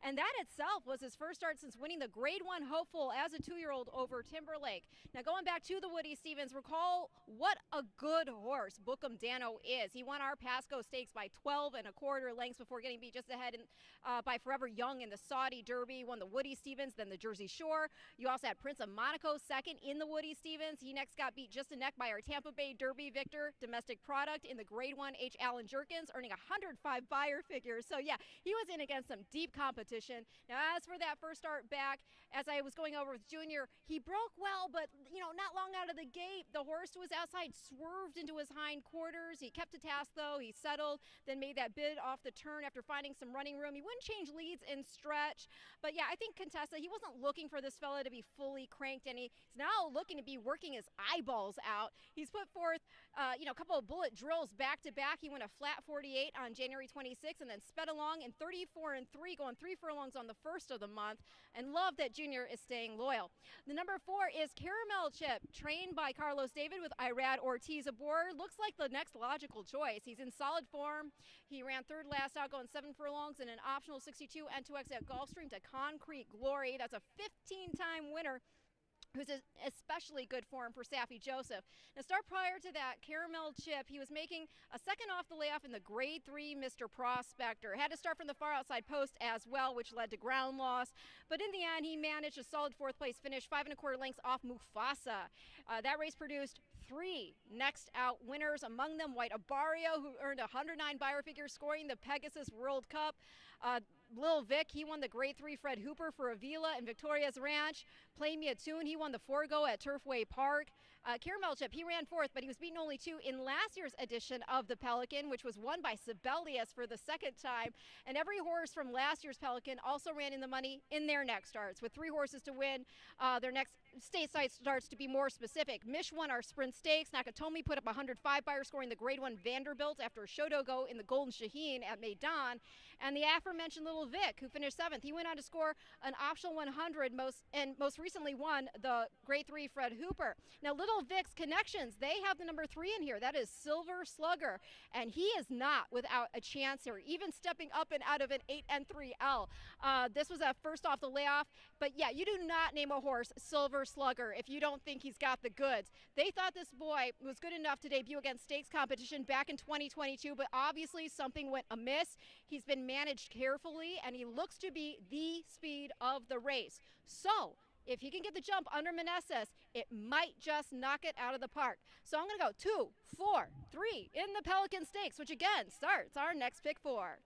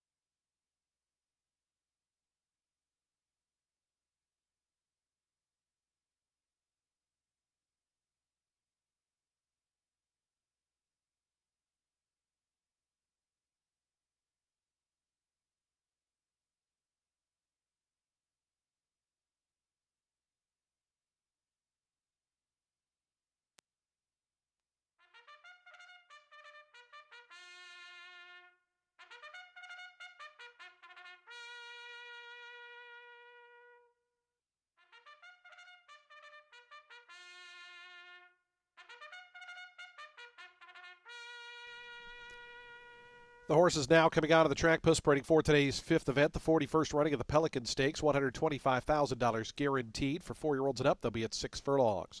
Presenting the field for the Pelican, number 1 is Spankster. Jade Cunningham and Terry Westemeyer are the owners. Jade Cunningham trains and Cipriano Gill rides. 2 is Nutella Fella. Bell Gable Stable are the owners. Gary Contessa trains and Junior Alvarado is the pilot. 3 is Silver Slugger, is owned by Victoria's Ranch, trained by Juan Carlos Avila and Marcos Meneses on board. Number 4 is Caramel Chip, owned by Bianco's Stable LLC. Carlos David is the trainer. Irad Ortiz Jr. is the jockey. Number 5 is Pure Class. Joanne and Alex Leiblang are the owners. David Fox trains and Paco Lopez rides. 6, the gray is Dreaming of Kona, owned by Aldana Gonzalez Racing, Lisa Ballou and Steve Ballou. Aldana Spieth trains and Scott Spieth rides. Completing the field, number 7, Life is Precious. Winning Stables Incorporated and Todd Bittinger are the owners. Gerald Bennett trains and Daniel Centeno aboard. The 41st running of the $125,000 Pelican Stakes coming up in just 6 minutes.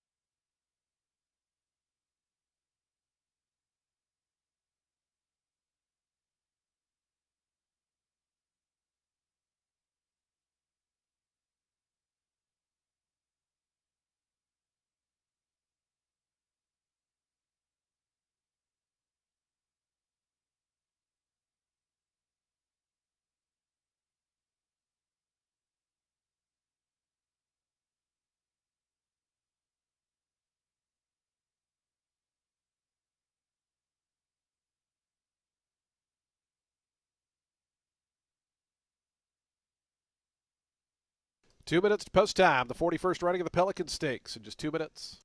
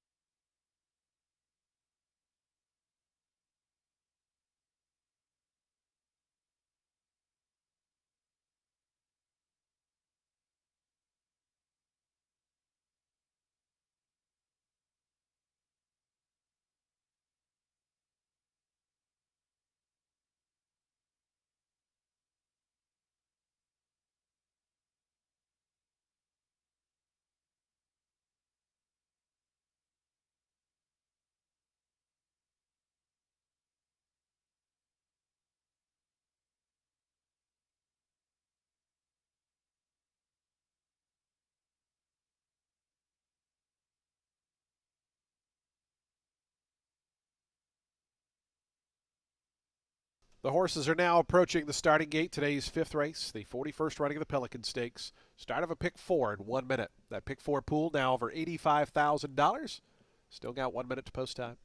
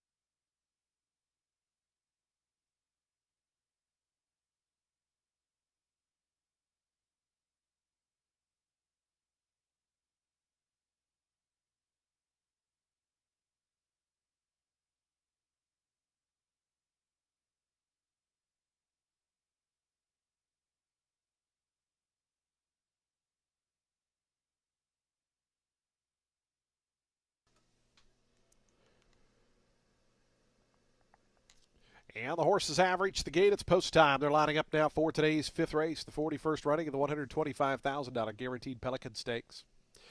Field of 7 here at 6 furlongs, 3-5 on the number 2, Nutella Fella. 4-1 on the number 4, Caramel Chip, 5-1, Pure Class. 7-1 on the 6, Dreaming of Kona.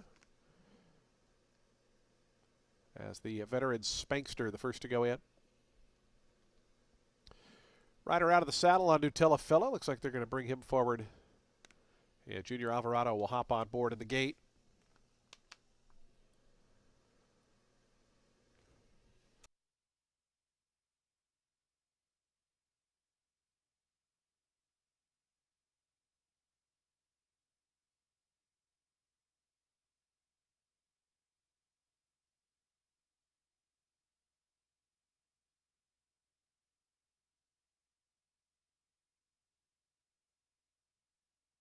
Nutella Fella now going up. Silver Slugger, Marcos Meneses. Right now 9-1 to gate 3. Caramel Chip, Irad Ortiz. Irad looking for a race-to-race double. Winning on Pure Class, Dreaming of Kona and Life is Precious. Going to be the final 3. We'll be set for a start here in today's 5th. Stakes action kicking off today. 4 stakes, of course. The Sam F. Davis, the big feature, race 11. Dreaming of Kona coming up. Life is Precious. Daniel Centeno going to be the final ones to join. Life is Precious to the outside gate. 22-1 long shot. Going up and in. They're in the gate. And the race is on in the Pelican Stakes. Silver Slugger came away a little bit slow. Caramel Chip in the center. Nutella Fella showing decent speed, and Spankster toward the inside. Dreaming of Kona and Pure Class, 5 of them right across the track as that quintet quickly opens up 2.5 on Life is Precious, and the slow starting Silver Slugger at the back as they are just kind of sorting each other out here. Between horses, Caramel Chip, Pure Class, and the green cap is right up there. Nutella Fella makes it 3 in the front line. On the outside, Dreaming of Kona is 4th. Down to the inside, Spankster 5th, but close up. Silver Slugger, Life is Precious. Spankster had to tap on the brakes there. Is back to last. They got that opening quarter to moderate, 22 and 2/5 seconds. The 5-way battle's down to 3 now. Dreaming of Kona out wide. Pure Class between horses, Caramel Chip. Here's Life is Precious, who wants to join the party out on the far outside. Nutella Fella bottled up in behind horses is 5th right now. Silver Slugger's right to his outside, and Spankster trails.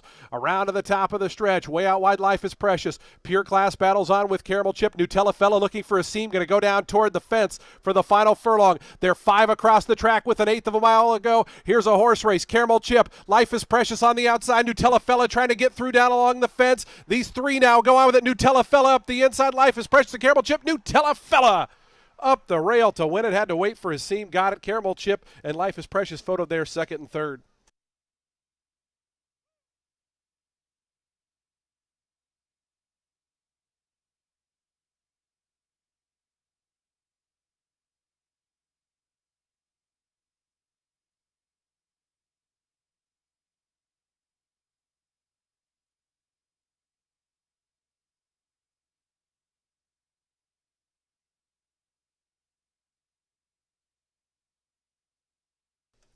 109.47 the final time. Photo finish.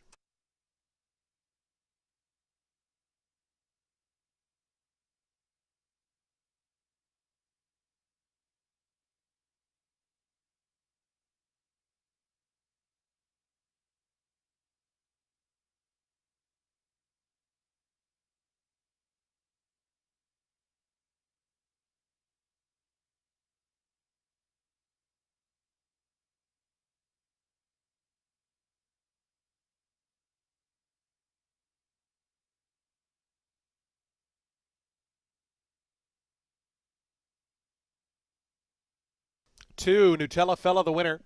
Second, number 4, Caramel Chip. Third, number 7, Life is Precious. Fourth to the 6, Dreaming of Kona. And fifth, number 1, Spankster. 2, 4, 7, 6, and 1. 109.47 the final time.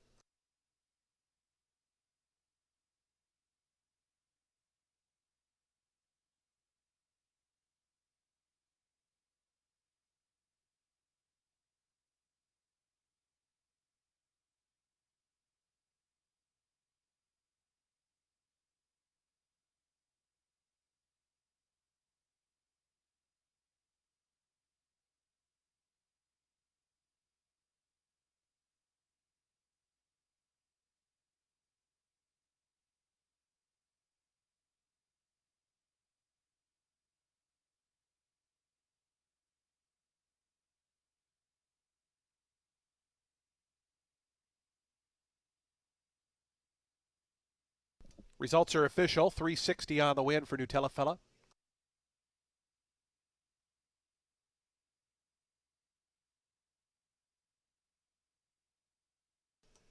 Early pick 5 returns $26,151. That's with this 4 to 5 favorite on the end.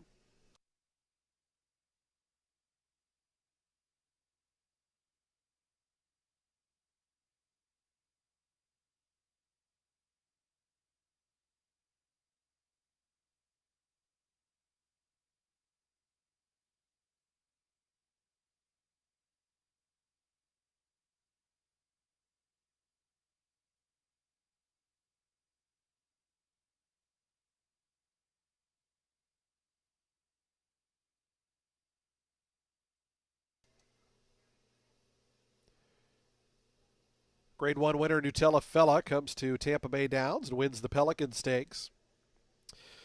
4-year-old Bay Colt by Run Happy out of Chrissy's Candy was bred in Kentucky by Ashview Farm. Bell Gable Stable, LLC, the winning owners. Gary Contessa, the winning trainer. Junior Alvarado aboard for the winning ride as Nutella Fella, $360 for a $2 win mutual, wins the Pelican Stakes.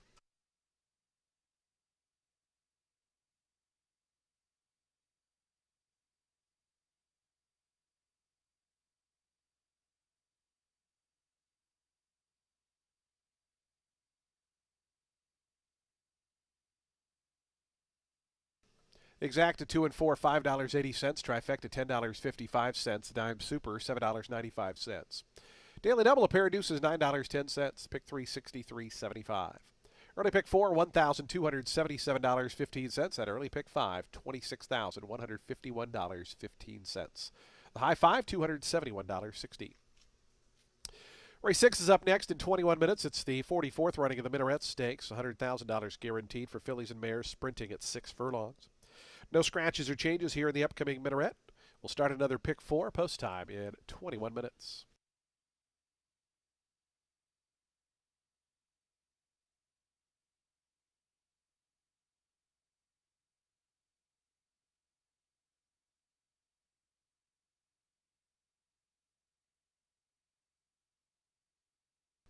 Coming up in the winner's circle, the trophy presentation for the Pelican Stakes.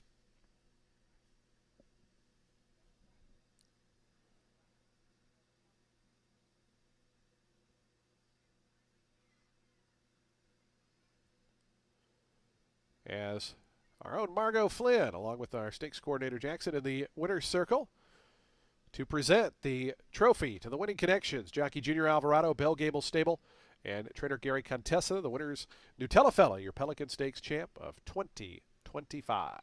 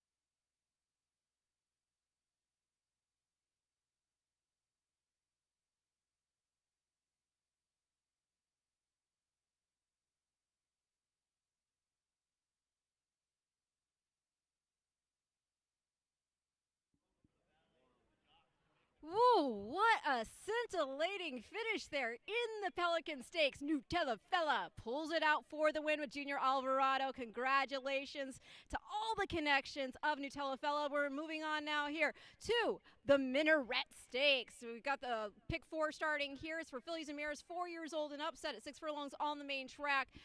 I'm going to try to beat Junior here. He's aboard Nick's style. Going to try to beat him with the number 6. That is Dazzling Blue, who is making her Tampa debut for Brad Cox. And she's got Flavian Pratt back aboard. He's piloted her once, and she put up a career best figure in her lone Belmont Park start. That was in the Grade 2 victory ride. Finished a length and a half the better of Vava that day. Vava would go on to later turn the tables in the Raven Run. Big time. But yeah, I mean, this horse has been in against some really stellar company, and the victory ride was Dazzling Blue's first loss after 3 consecutive scores to start the career. She then finished well-beaten thirds in the Prioris and the aforementioned Raven Run, took some time off, came back to run at Churchill, ran a good second to Zeitlos, who later won the Grade 2 TCA. Dazzling Blue herself, she was next a good second to Clearly Unhinged in the Grade 3 winning colors and wrapped up the season running third again, this time to You're So Silly in an optional 100. That's when the layoff came, and it was a long one.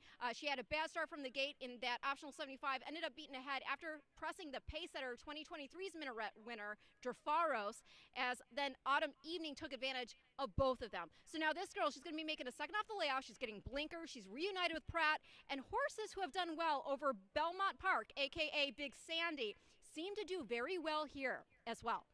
Respect the number 4, that is Nick Style, who's in here for Bill Mott, looking to double up her Tampa scores after taking the city of Ocala last out, going the 7 furlongs. That was her 5th win from 6 starts. Her only loss has been to Ways and Means in the Grade 2 Gallant Bloom, which was contested in the slop. Now, she's got foot, but she's got a good mind, too, and can rate. And what I loved about her win last out was that Junior made sure that she knew that she had her opponent still to put away. That was Our Disaster, who was not backing down. He encouraged Nick Style to prove her mettle. She answered the call. She could certainly do so again.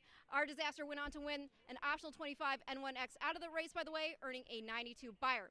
The number 8, Muccia, she's making a second off the layoff for Gustavo Delgado. She won in the first under Camacho. Granted, that was just an optional 32 N2X, but it was a solid 2.5 length score over a good track. She went to the bench after a 6th place finish in the Raven Run, but she had a big excuse that day. She had a check, steady dramatically down the backside, faded finish 15 lengths back of Emery. Now, prior to that, she'd run a good third, being just the length in the Grade 3 Prioris to Bright Work, just 3/4 of length off Too Sharp, who won her next 2 starts, first in Allowance, and then the Grade 3 Chaluki. Also back and forth was Autumn Evening, who beat Dazzling Blue in that January 2nd optional 75 by ahead. So that's going to be 6, 4, 8 in the Minaret Stakes, which again starts our next pick 4.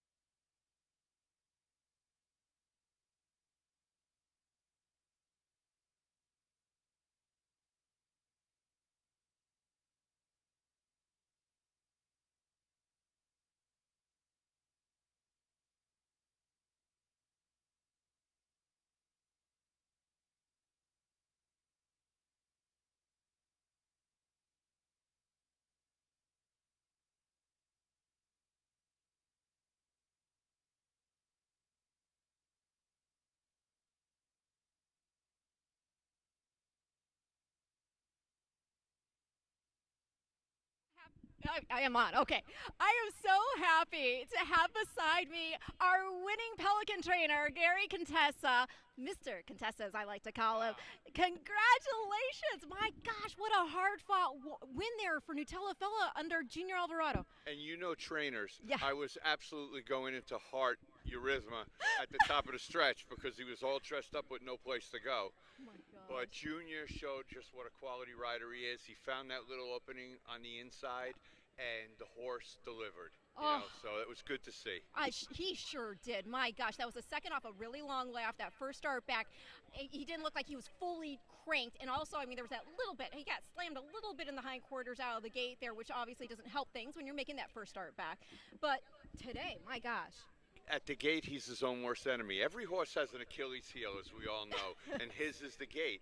And today he got it together. Today he broke well, but when they turned almost to the quarter pole and he got shuffled back to fifth, I was getting a little nervous, to be honest. Well, what a horse. I mean, the Woody Stevens performance off a really long layoff from the hopeful win. I mean, you're in against these horses are going on, putting up like a domestic product went out there and like later put up a 105 buyer. I mean, what? He's just a great horse, and he's such a sweet horse to be around. He sleeps all day long, which is, Oh my gosh. part of the battle, just getting him to relax. And he's a cool dude. He's Well- a very cool dude. Well, we got about a minute here, so in this minute, can you tell me, first of all, horse looks absolutely gorgeous. What a hunk he is. But what is next for him? We are waiting for an invitation to Dubai. If we get Dubai, an come on. invitation to the Golden Shahid, we will The be Golden there. That's Shahid. the 7/8 race, and I think that's his best distance. Oh my gosh. Oh, that would be amazing. Golden Shaheen. Well, Dubai, if you're listening, let's get that invitation going for Nutella Fella and the Contessa crew. Thank you.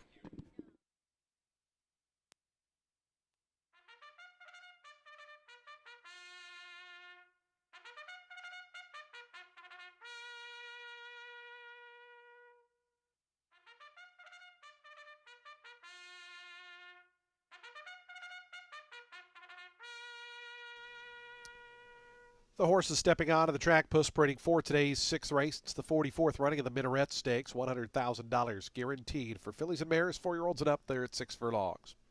Presenting the field for the Minaret, number 1 is Opus 42. Mark Greer is the owner. Arno Delacour trains and Daniel Centeno rides. Number 2 is Sing a Little Song. Tracy Wilkes, the owner. Ian Wilkes trains. Brian Hernandez Jr. is aboard. Number 3 is R. Harper Rose, wears the colors of Averill Racing and 2-8 Racing LLC. Safi Joseph Jr. trains. Pablo Morales, the rider. Number 4 is Nick Style. Stephen Rousseau is the owner. Bill Mott trains and Junior Alvarado rides. 5 is Ruthless Rua. Pitter Pop Racing, the owner. Sam Walensky trains. Edwin Gonzalez rides. Number 6 is Dazzling Blue, is owned by Judd Mont, trained by Brad Cox. Flavian Pratt rides. The 7 is Broken Hearts Bay. NBS Stables are the owners. Jan Arnett is the trainer, and Paco Lopez is the jockey. And completing the field, number 8 is Muccia. JR Ranch, the owners. Gustavo Delgado trains. Sammy Camacho is aboard. Post time for today's 6th, the Minaret Stakes, in just 4 minutes. 4 minutes to post time.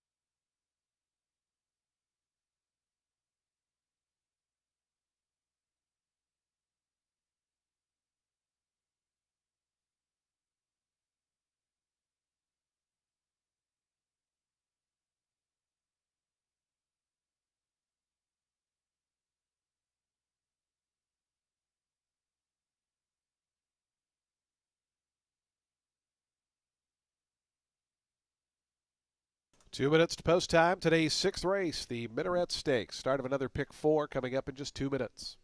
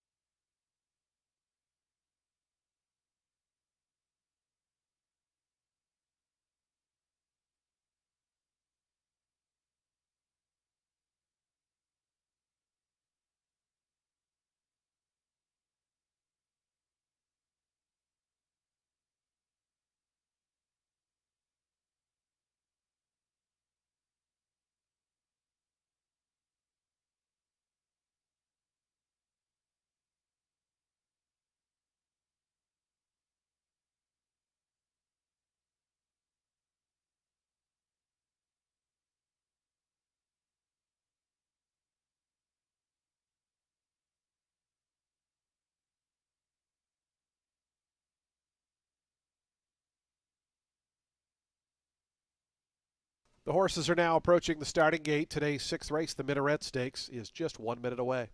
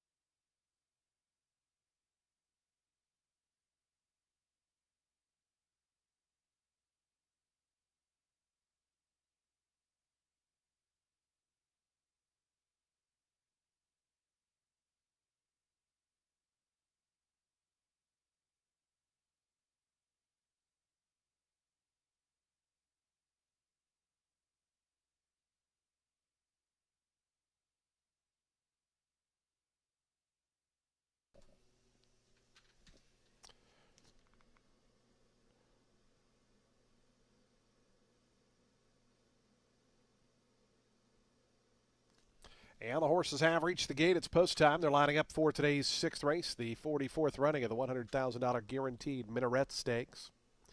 Field of 8 set to go 6 furlongs. Your post time favorite here, 3 to 5 on the number 4 Nick Style.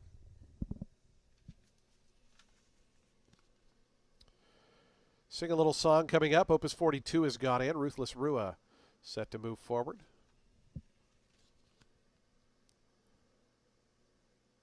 Dazzling Blue and Our Harper Rose will be the next pair after them.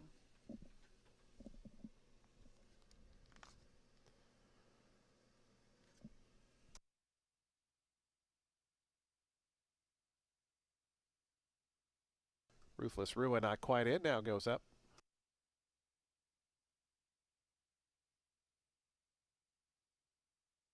Here's Our Harper Rose in the Avro Racing black and white colors. Nick Style, your big favorite up to gate 4, 3 to 5 on Nick Style. Broken Hearts Bay and Muccia going to be the final pair. We're just about set for a start. Today's sixth, the Minaret Stakes.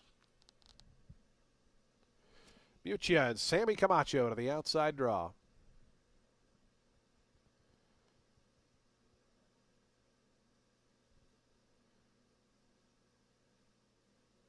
Muccia goes in. They're in the gate.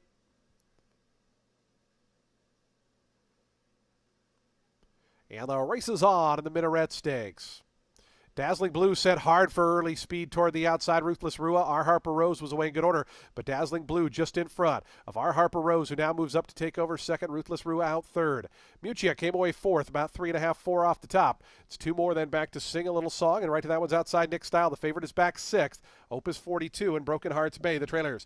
But Dazzling Blue able to clear off. It's Dazzling Blue in front by a length and a half to Ruthless Rua. Our Harper Rose, 22 seconds flat, was Dazzling Blue's opening quarter mile. Ruthless Rua now up to a clear second. Our Harper Rose back third. Muccia trying to get going fourth. Nick Style wheeled toward the outside is fifth in the red colors yellow cap and about 5 or 6 off the top as Dazzling Blue continues on. Dazzling Blue around to the top of the stretch, a half length in front of Ruthless Rua. Nick Style trying to warm up on the outside is up to third now. Trying to follow that move is Broken Hearts Bay in the orange colors. Dazzling Blue arrives at the top of the stretch. The lead kicked out to 2. Nick Style with a final furlong to try to push on by. She's trying to level off and come catch Dazzling Blue. Dazzling Blue to the 16th pole. Nick Style down the outside with 75 yards to push on by. Dazzling Style. Nick Style on the outside. Dazzling Blue and Nick Style. Here's the wire photo finish. That ended up really close. The heads were bobbing separately. It's either Dazzling Blue or Nick Style. In behind that, Ruthless Rua, Broken Hearts Bay, and Muccia.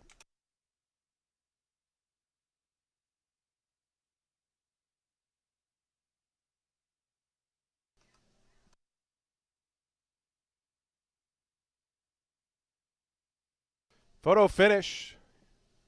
Slow-mo cam coming up.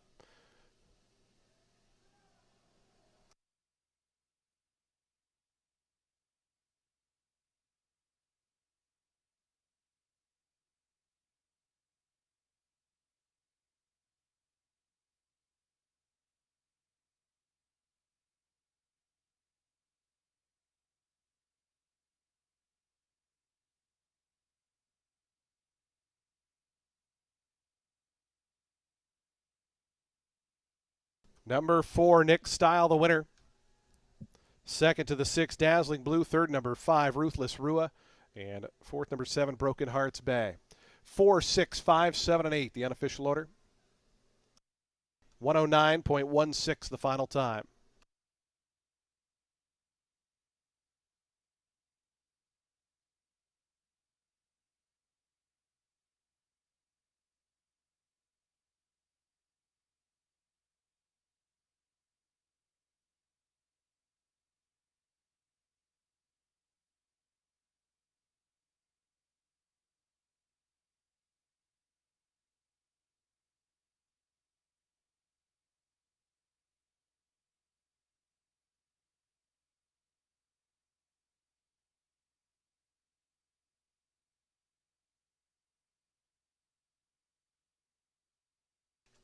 Results official, $3.20 on the win as Nick Style makes it 6 for 7 in her career now.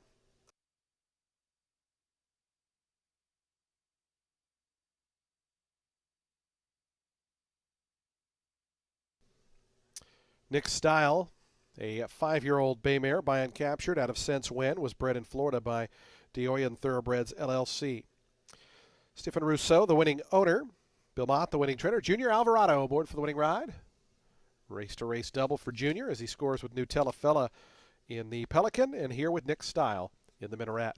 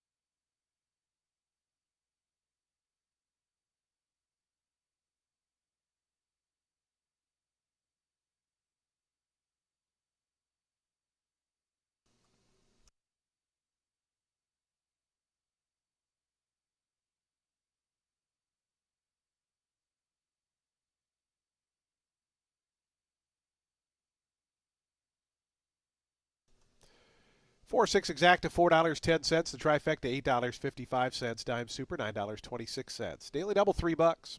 Pick three $7.45. The high five $245.90.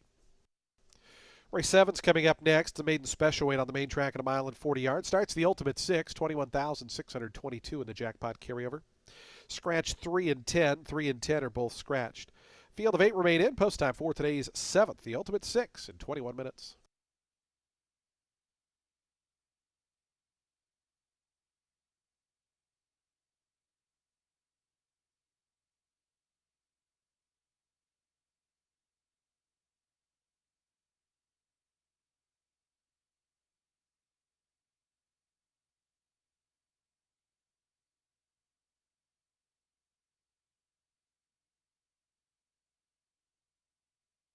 Trophy presentation time in the winner's circle for the Minaret Stakes. As our own Margot Flynn, along with our stakes coordinator Jackson, presenting to the winning connections of Nick Style, winner of today's 6th race, the Minaret Stakes.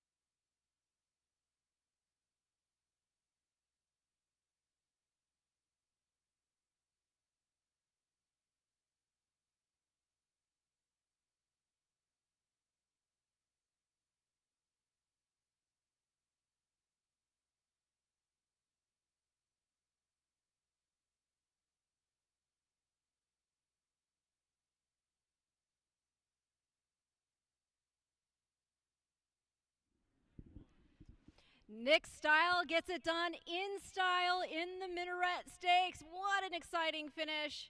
I still need to look at that photo, though, because I did have dazzling blue. But congratulations, Junior Alvarado Dublin up with the stakes wins, taking the Pelican aboard New Telefella, and then the Minaret with Nick Style. We're going to move on now to race 7. It's going to start today's Ultimate 6, and it's a main special weight for 3-year-olds set at 1 mile and 40 yards on the main track. I'm going to go with the number 1. That is Candy Town on top. He's won a 200 for Todd Pletcher. Well, weekends and whiskey's actually been scratched, but those two had drilled together on February 1st, and Candy Town looked to have outfinished weekends and whiskey. But to be fair, it's just a morning work and just 4 furlongs, so it doesn't mean that stable mate can't be better or going forward. So maybe keep him on the radar if Candy Town does well here today. Candy Town, he debuted back on January 4th. He ran a really good second to Super Times, going a mile on the turf at Gulfstream. And Super Times, he next switched to the dirt, ran a good second in optional 75, notched an 80 buyer figure. I like this move to the dirt for Candy Town also. Candy Town, he's by Spitestown, who's been flexible as a sire, and his mom, Candy Makes Me Smile. Candy makes everybody smile, no? She's by Candy Ride, half-sister to another Spitestown scion in the speedy Nashville. And there's plenty of stamina in the pedigree as well, as this is the family of Kentucky Derby winner Giacomo, Santa Anita Derby winner Tiago, Grade 3 winner, multiple Grade 1 placed Stanwyck. So, grass debut or not, they did Triple Crown nominate this boy. So let's see. Derby and Oaks winning jock, Brian Hernandez rides. There are only 2 other Triple Crown nominated horses in this race. The 7 Maruvi, who's had 2 starts on the synthetic at Turfway for Doug O'Neill, and the number 8 McCorvey. Now, this is a first-time starter for Bill Mott. He debuts with Lasix. You got Junior aboard. We'll see if he can do a little pick 3 here. I dig that bullet work ahead of this debut, and yes, you do have to dig the pedigree as well. This is a $1 million yearling for a reason. It's a Hall of Fame page. He's by Curlin, and then he's at a Songbird. And those are 2 horses I absolutely adore. If he won first out, that would be truly awesome. Mom was a bona fide superstar who won 13 of 15, including her debut. The only 2 losses were photo finish to the Great Beholder in the distaff, and then when she lost by a neck to Forever Unbridled in the personal ensign. That girl had speed that carried, and she was breathtaking. She's had 2 babies run so far, both by Tabit. Both ran well on debut. Rumors have it got beat just 3/4 of length, sprinting 6 furlongs at Gulfstream for Pletcher first out. And the first to race, Magical Song, close to finish, a good third at Keeneland in main special weight, going 7 furlongs for then trainer Brad Cox. This will be Songford's first colt to run, and maybe he can conquer 2 turns straight out the gate. We'll see. The number 6, well-bred firster for Chad Brown. Too well-bred to go just for the Stallions fee. He's by Champion Good Magic and out of a Chamardal mare whose own mom is a full sister to Tiz Now. Tiz Dubai, and her she was a winner first out on dirt, then scored the Grade 2 Sorrento by 4 lengths. Van Ginkel's full sibling runs on grass, but yeah, there's dirt pedigree, and I'm just hung up on the sales price, though. Sometimes buyers do get it wrong. We'll see. 186 in race 7, and your Ultimate 6 starts now.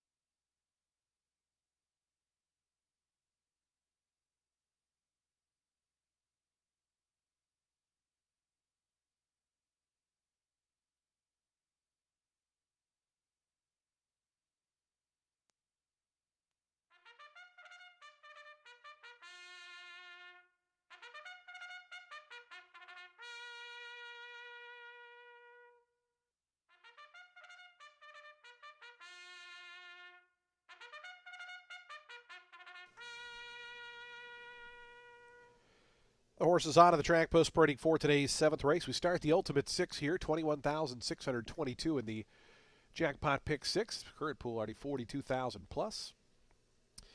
Field of 8 set to go here. Scratch numbers 3 and 10. 3 and 10 are scratched. A field of 8 remains in. It's a maiden special weight event for 3-year-olds. They'll be at a mile and 40 yards on the fast main track. Race 7 offers daily double, exacta, trifecta, superfecta, and pick 3 wagering. We have a super high 5, and we start the Ultimate 6. Post time in 5 minutes.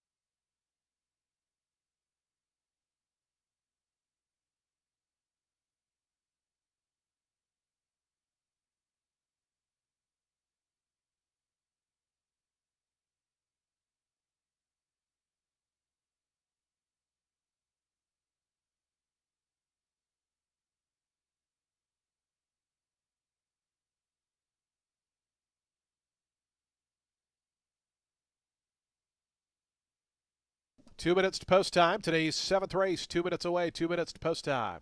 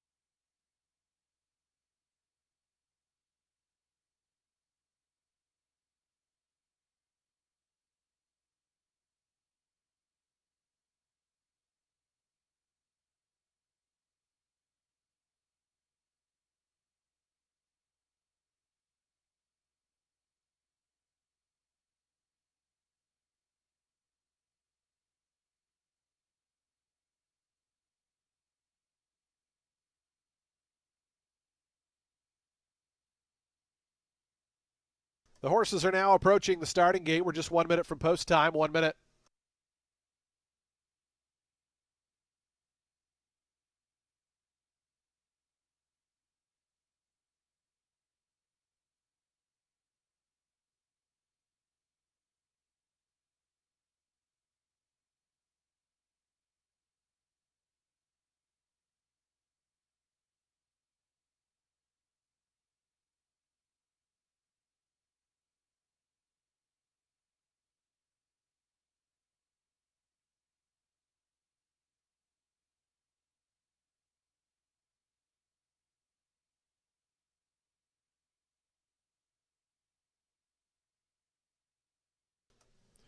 And the horses have reached the gate. It's post time. They're lining up for today's 7th race. The Ultimate Six getting underway.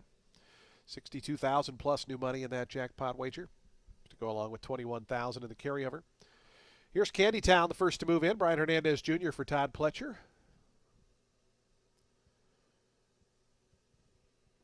The Hope Train to gate 2.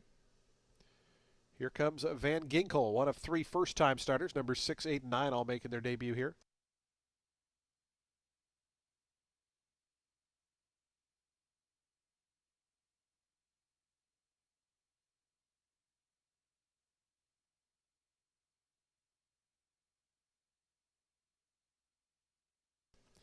Madhouse will be one of the next ones to join. For trainer David Van Winkle, Adamar Santos on board Madhouse. Right now 4-1. Your third choice, co-third choice. 7-2 on the 8, McCorvey.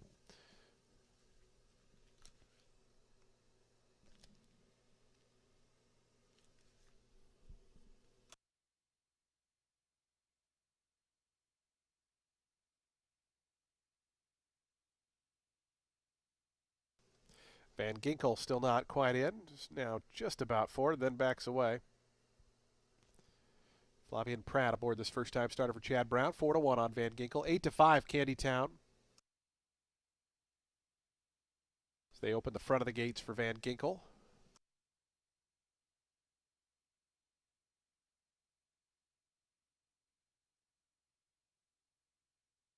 Van Ginkel now in. Madhouse will be next. Maruvi to gate 7.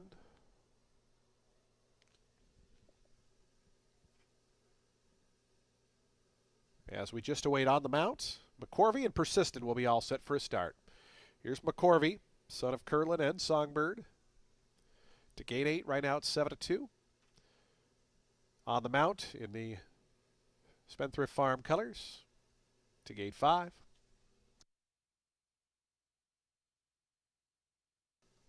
And Persistent, Cipriano Gill for our Mother's Trainer of the Month, Juan Carlos Avila, going to be the final one to join. On the mount, still not in.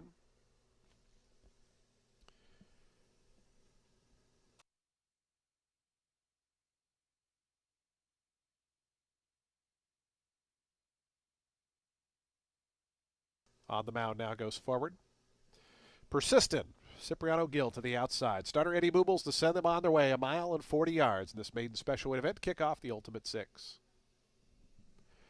They're in the gate. And the race is on. McCorvey away a step slow, as was the Hope Train. On the mount was out quickly and sprints right to the front. Madhouse down toward the inside away in good order. Maruvi also attending the early proceedings as they run to that first turn. It's going to be on the mount, though, to clear off. All sorts of trouble in behind there for Madhouse, who had to take back off heels. But as they run through that first quarter mile, it's on the mount just in front of Maruvi. The Hope Train, who had a bad start, is all the way up now to challenge between horses from third in the red colors. Length and a half more back to Madhouse. Candytown settles down nicely as fifth, only about 5 off the top. It's another 3.5 or 4 back to Van Ginkel, who's third last, Persistent second last, and McCorvey is the early trailer, spotting these leaders about 11 after an opening quarter mile in 24 2/5 seconds. On the mount, some pressure from Maruvi on the outside. 4.5 furlongs left to go. It's on the mount by a neck. Maruvi in second. They're 2 clear of Madhouse. The Hope Train now back fourth. Candytown. Brian Hernandez Jr. switches that one to the outside. Now takes over fourth. Is still about 5 off the lead. It's about 4 more back to Persistent. Another 3 to Van Ginkel and McCorvey. They share the back. 48 seconds was the opening half-mile time. On the Mount continues on. Maruvi continues to apply pressure. A neck back in second under a good hold. 2 more back to Madhouse. Candytown continues to make up ground. Is now up to third. And here's the move from Candytown on the outside. Coming with a rush. Candytown surging up past rivals. Madhouse tries to go with that one on the Mount, trying to hold that rail spot. Maruvi in behind is fourth. It's 5 more back to Persistent and the rest as they come to the top of the stretch. Candytown on the Mount still fighting down toward the inside. These two past the 8th pole. They're 2.5 in front of Madhouse. A final 16 to go. On the Mount, down toward the inside. Stubborn and a head back in front. Candytown on the outside trying to come back. It's On the Mount. Candytown getting out down the lane. On the Mount in front. On the Mount to win it. Candytown was second, then came Madhouse. Van Ginkel got going late for fourth with Persistent fifth.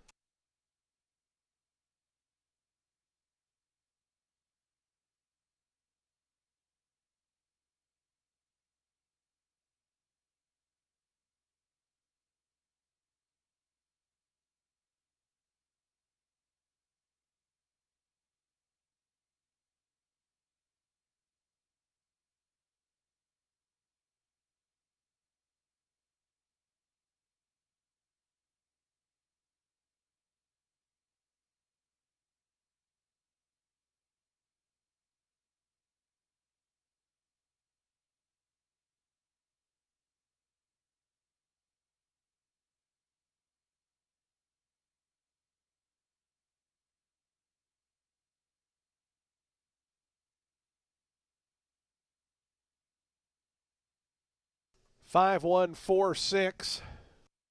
Final time 1:40.13 seconds. Number 5 On the Mount, the winner.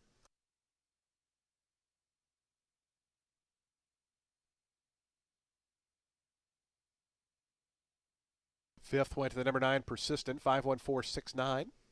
10-1 winner On the Mount. Dylan Davis for Chad Brown.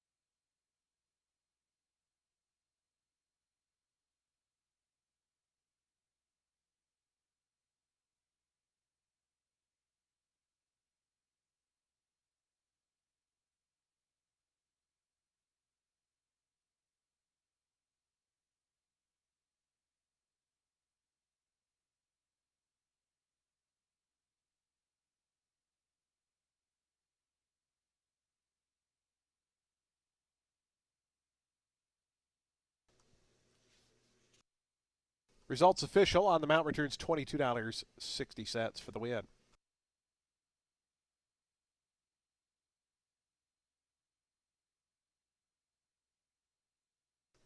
On the Mount, a 3-year-old chestnut colt by 1,000 Words out of Silver Shimmer was bred in Kentucky by Sovereign Farm, LLC. Spendthrift Farm are the winning owners. Chad Brown, the winning trainer. Dylan Davis aboard for the winning ride here as On the Mount on the engine to win today's 7th.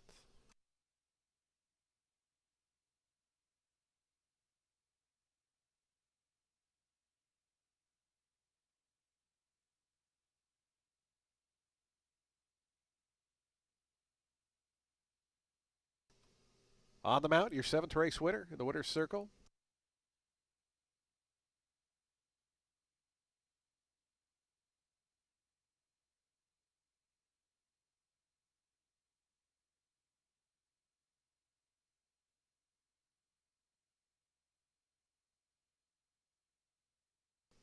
Five one exact to $36.50. The trifecta $69.20. Dime Super $44.37. Daily double $25.20. Pick 3 $29.70. That high five $665.30. Race 8's up next. Today's 8th race just 20 minutes away. It's the Lamb Home South race of the week. Race number 8 on the turf course at 1 1/8 miles. We'll start all the way at the top of the chute.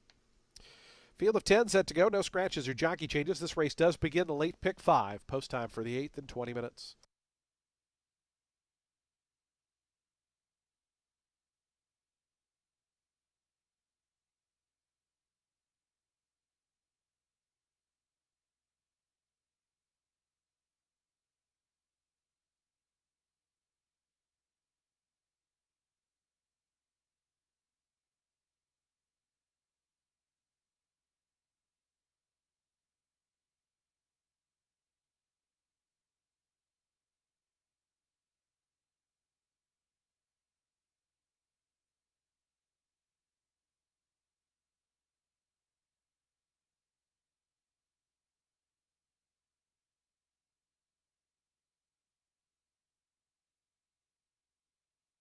Fans, just a reminder about the Run for the Ribbons 50-50 raffle going on down near the double doors, close to the paddock area. You can get signed up for that or find any of our roaming ticket salesmen. Again, this does go to benefit Thoroughbred Aftercare. They are our partner aftercare group here at Tampa Bay Downs. The Run for the Ribbons 50-50 raffle. The drawing will be after the Sam F. Davis, the 11th race, so do be sure to get your tickets now for our 50-50 raffle.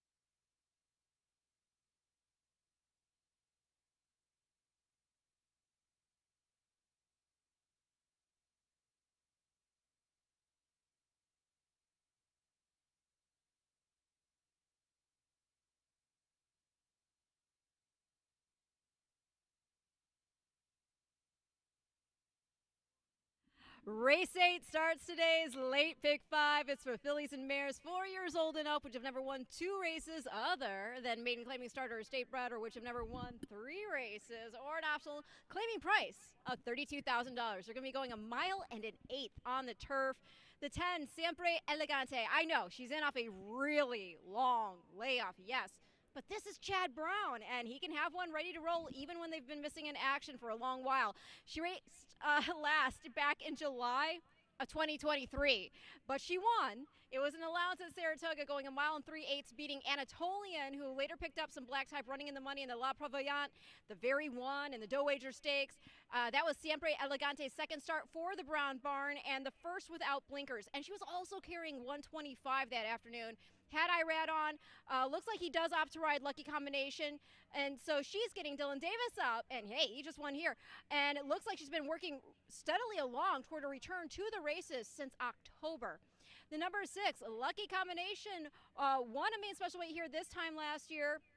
She's being sent out by the combination of Christophe Clement and, again, Irad Ortiz Jr. She's making a second start off the layoff after running a good third in against a 100K handicap field, going a mile and an eighth on the synthetic at Gulfstream Park. She tracked right off the pace, which wasn't all that clippy. Sand and Sea was able to go all the way, and then Sunbee was able to kick on for second, finishing a half length better of Lucky Combination. But, hey, this is a turf race, and the last time Lucky Combination ran on grass was back in October, going a mile and a half at Keeneland against Allowance N1 X Competition. She got beat a length and a quarter with Irad up. Runner-up was Marksman Queen. She ran third in the grade 3 red carpet out of there. And the last place, Queen Regent, went on to put out 2 Shoto performances in 2 grade 3s. First the Maple Leaf on the Woodbine Tapeta, and then on the grass in the Cardinal. Going to complete the top 3 with the number 9. That is All American Beauty. She's in here for Shug McGahee. Has got Sammy Marin aboard. She's making a second start off the layoff. First off the bench, wasn't the best, but that was a quickly run 8.5 furlong race, and she had been in tight through much of the early going. While the last time she'd run was back in October. That race was also, because of that, off a layup, but she fared quite well there. That was a mile and 3/16. This was after a year away, mind you, and she set about a length and a half or so off the pace. Finished 5th ultimately, but only 2.5 lengths beaten, and without the luxury of a smooth trip and stretch. This is a mare who has been game in against Stakes Company as a 3-year-old. She actually ran 5th, beating 4 1/4 in our Florida Oaks back in 2023. Won an allowance in the very next start from it, going 9 furlongs. So I'm going to go 10, 6, 9 in race 8, which again starts today's late pick 5.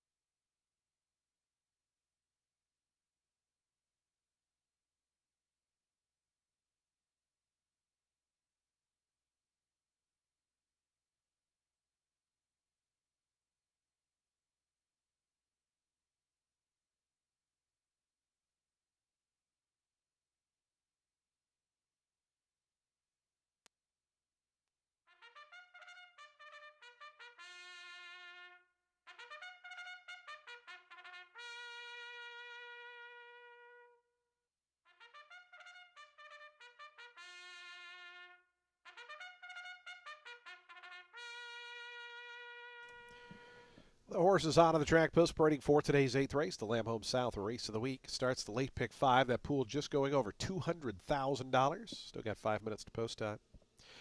Field of 10 set to go mile and 1/8 on the turf course. The turf firm, the rail at 12 feet. No scratches or changes here in this 8th race. We have daily double, exacta, trifecta, superfecta, and pick 3 wagering. Start that late pick 5. Post time for today's 8th in just 4 minutes.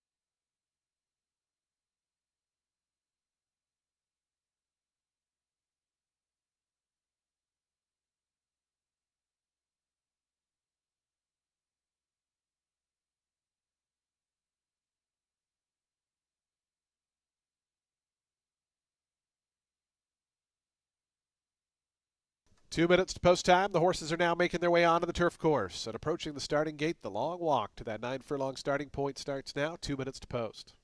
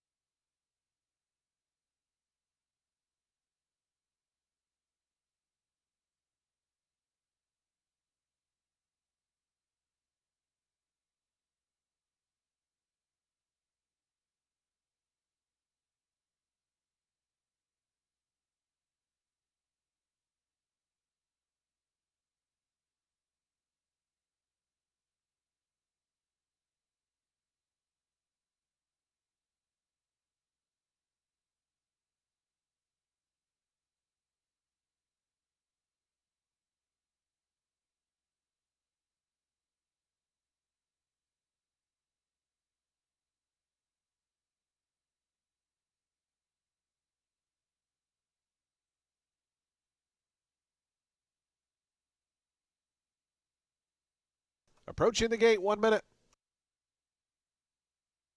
Again, this race does begin late pick 5. That pool's gone over $250,000, $267,000 plus in the pool here for today's late pick 5. Still got about a minute to post time.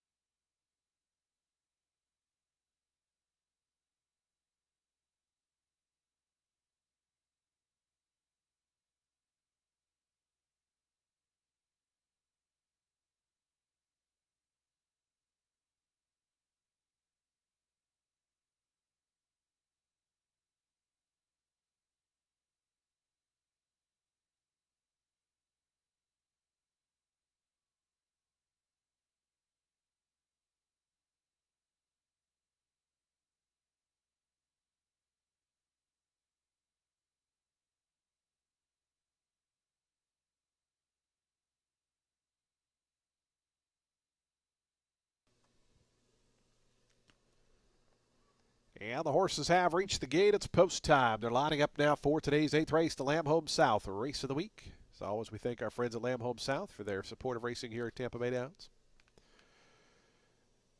Field of 10 and a mile and an eighth. The starting point way at the top of the chute there. Even money favorite number 6, Lucky Combination. 7-2 on the outside, Siempre Elegante. 5-1, seat at the table, gate 2. Retired Kathy, the first to go in. Chad Lindsay for David Van Winkle. Here's seat at the table moving forward. Lucky Combination, the favorite to gate 6. Sweet Laura will be next. Victoria's Dancer moving in.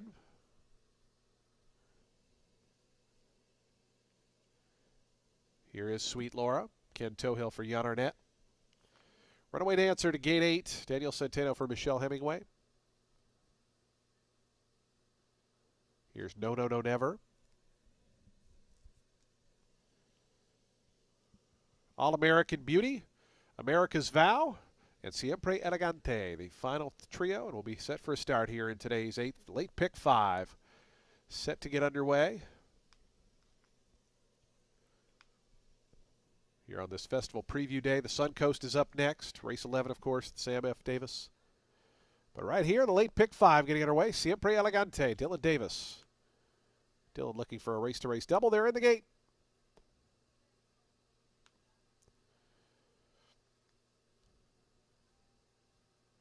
And the race is on. Sweet Laura away just a half step slow. No No No Never, Lucky Combination, forwardly placed. Seat at the tables up close to the inside and up from the far outside. Runaway Diva. Those 4 are quickest. It's Lucky Combination who goes narrowly to the lead. Seat at the table right to that one's inside. Just in behind them, No No No Never. Runaway Diva 4th as they bend into the stretch for the first time round.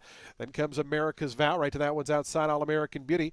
Break of 2 more. Back to Victoria's Dancer, who's away in 7th. Siempre Elegante's 8th in the green colors. Sweet Laura, after the slow beginning, moves up in 9th. And Retired Kathy is the trailer with just over 6 furlongs left to go. Seat at the table, Antonio Gallardo takes advantage of that inside post position and now spurts a length and a quarter in front. Lucky Combination, the favorite, poised in 2nd. Up from the outside, Runaway Diva's 3rd. No No No Never, 4th, bottled up to the inside. And behind that comes All-American Beauty in those turquoise colors. Right to that one's outside, Sweet Laura advances. And behind that, America's Vow. Siempre Elegante still back in 8th. Retired Kathy's out of last. Victoria's Dancer is now the trailer. Opening half in 49 and 1/5 seconds as they have a half mile left to go. Seat at the table. Relatively unopposed here. A 3/4 length lead to Lucky Combination. Runaway Diva, 3rd on the outside. No No No Never continues in 4th. Tugging between horses now. All-American Beauty's getting a little bit closer. It's moving up a joint 5th along with Sweet Laura. Then comes a wall of horses. Siempre Elegante moving up now to take over 7th. Retired Kathy trying to launch from the back. Around that far turn. 3/4, 1:13 and 4. It's been Seat at the Table. Nursed along by Antonio Gallardo up front. Lucky Combination, Runaway Diva out 3 deep. Those 3 spin to the top of the stretch. No No No Never's just in behind them. Siempre Elegante has made up some ground, going to switch toward the outside. A final furlong left to go. Seat at the Table still there. Seat at the Table tries to kick for home, a length and a half in front. No No No Never trying to come up the inside with Lucky Combination. Siempre Elegante down the far outside. It's Seat at the Table still there. Seat at the Table going to take them all the way. Seat at the Table makes it 3 in a row. Siempre Elegante got up for 2nd. 3rd was very, very close between a slew of runners.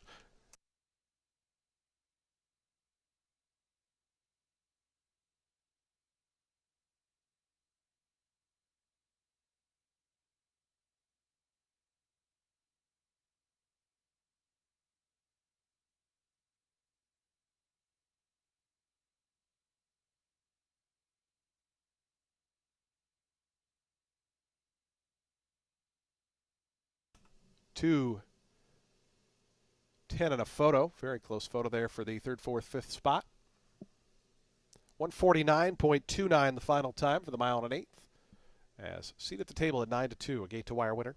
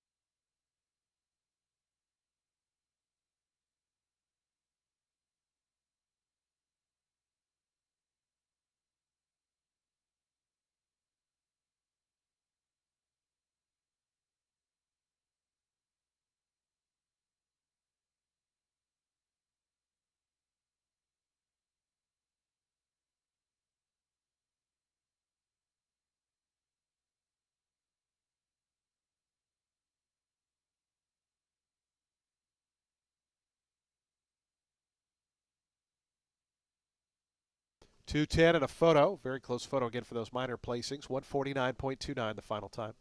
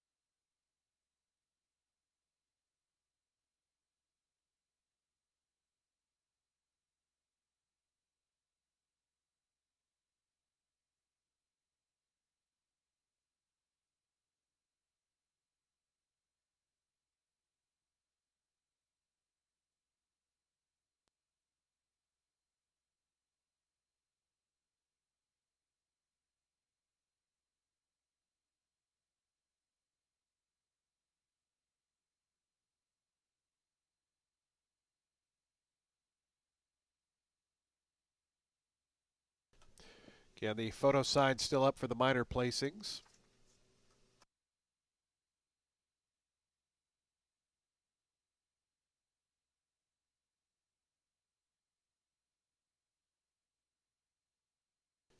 But we can tell you, seat at the table's the winner.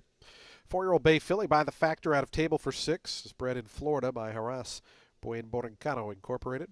Jose Burial Jr., the winning owner. Mark Cassie, the winning trainer. Antonio Gallardo, a gate-to-wire score, is seat at the table, winner of today's 8th race.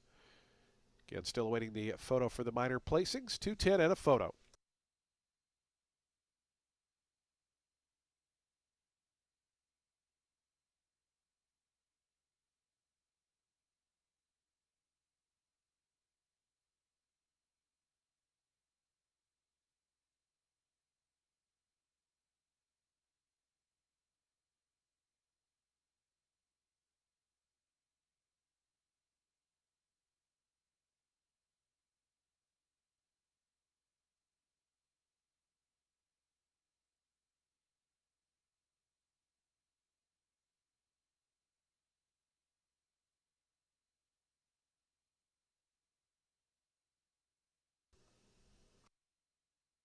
The results posted now, 210, 9, 6, and 4.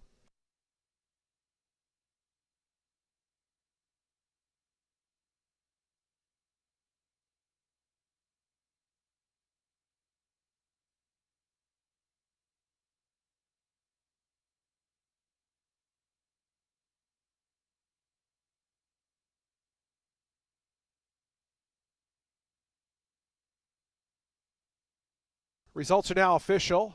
210, 9, 6, and 4, the official order.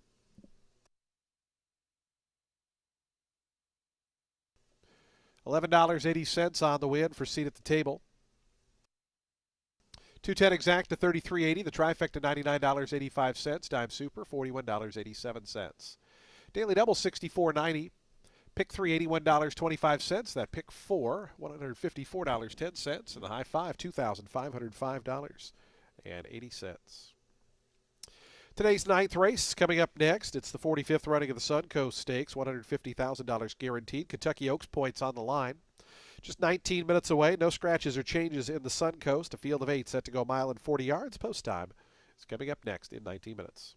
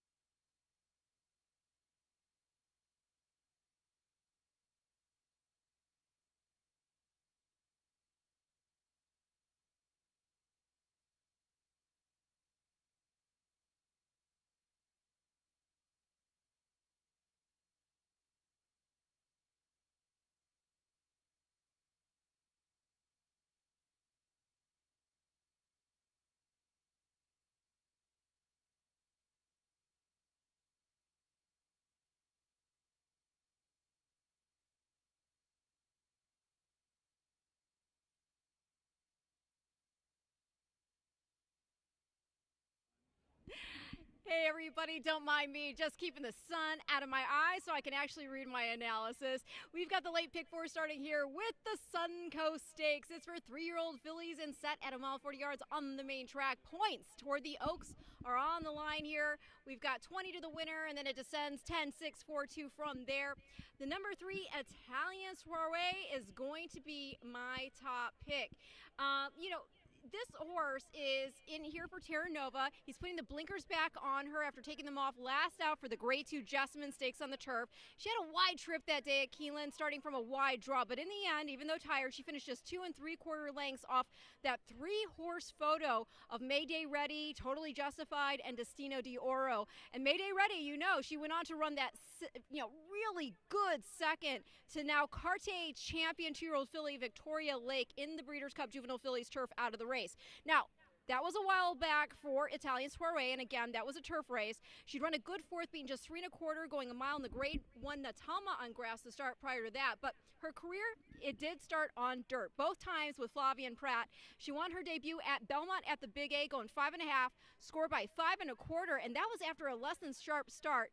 But that was a short field, so of course you have to have measured enthusiasm. They then tried the Grade 3 Adirondack next. She was favored, but the pace, it was hot that day. She settled a couple lengths off, ultimately stayed on to finish a well-beaten second to the Queen's MG. She's been working very well over our surface. There's a beautiful string of 5 furlong works on the tab, and the return to dirt, it is not crazy. She's got a full brother named Be Better, who is a stakes winner going long on dirt. He put up a 96 buyer, scoring the 9 furlong deputed testimony stakes. The number 4, Her Laugh. She's collected 10 points for the Oaks already. She's sitting in 16th on the leaderboard. She's in here for Whitworth Beckman. She's a perfect 2 for 2. Beat a main special weight field going 6 furlongs on debut, coming from off the pace after starting from the far outside post. The 5th place runner, that was Moto, who had been part of the initial pace. She won a main special weight out of there at Oaklawn, and then won a Texas Bred Stakes by 4 1/4 for Tom Amos, earning an 82 buyer. Her Laugh then proved the win was legit when she won the untappable stakes with ease. She wired the field that day, scored by 2.5. The runner-up was Golden Gamble, who had won a Churchill main special weight by 9 the start prior over Girl Math. Went on to run 5th in the Silver Bullet Day, earning a 76 buyer. In that stakes, earning an 82 buyer figure, was Her Laugh stablemate Drexel Hill, who was 5th in the Untappable. I like that this girl is proven around 2 turns, and she seems professional for such a lightly raced filly. You got Irad Ortiz aboard. Fun fact here, both Lacara and Junta are from the exact same family. They have the exact same maternal great-granny, Misty Hour, so they're both from the family of India Mozu Ascot, To Honor and Serve, Angela Renee. So very good pedigree there for both of them. Junta won impressively first out here at Tampa, going 7 furlongs. I will say that was a day that you had to be close to the lead to win. She was never far off the front. Still, very nice filly, trained by Tony Granitz, and she could move up with the 2 turns for sure. But I am going to complete the top 3 with the number 6, that is Lacara for Mark Cassie. You got Dylan Davis up. She sits 12th on the Oaks leaderboard already with 13 points accrued, and she's here off a layoff after a not-so-great start in the Breeders' Cup Juvenile Fillies. Now, in her defense, not only was it the World Championships, but it looked to me, if you watch the replay back, that she broke over her toes at the start. Couldn't tell for sure, but then on top of it, Nooney was flying out there. She went 22 flat and then sub 45 for the half before tiring. Now, Lacara was in the Breeders' Cup after rallying in the Grade 3 Pocahontas for the score. It wasn't the saltiest of additions, but she was in there off an 8th length victory at Saratoga in a main special weight. Back in third in that race was Quick Kick, who went on to run second in the Grade 1 Alcibiades to Immersive, and then was third to Immersive in the Breeders' Cup. Lacara had also run a good second to her, run a good second rather, in her second start to Eclatant, beating just a length and 3/4, and she recently won the Grade 3 Ford Gal. Now, despite the finish in the Breeders' Cup, the pedigree is there for 2 turns for Lacara, and Daddy certainly ran well here at Tampa. So yeah, I think this girl could certainly win. I just think it's possible we could get some better prices in the mix up top. So I'm going to go 3, 4, 6 in race 9, the Suncoast Stakes, which again starts our late pick 4.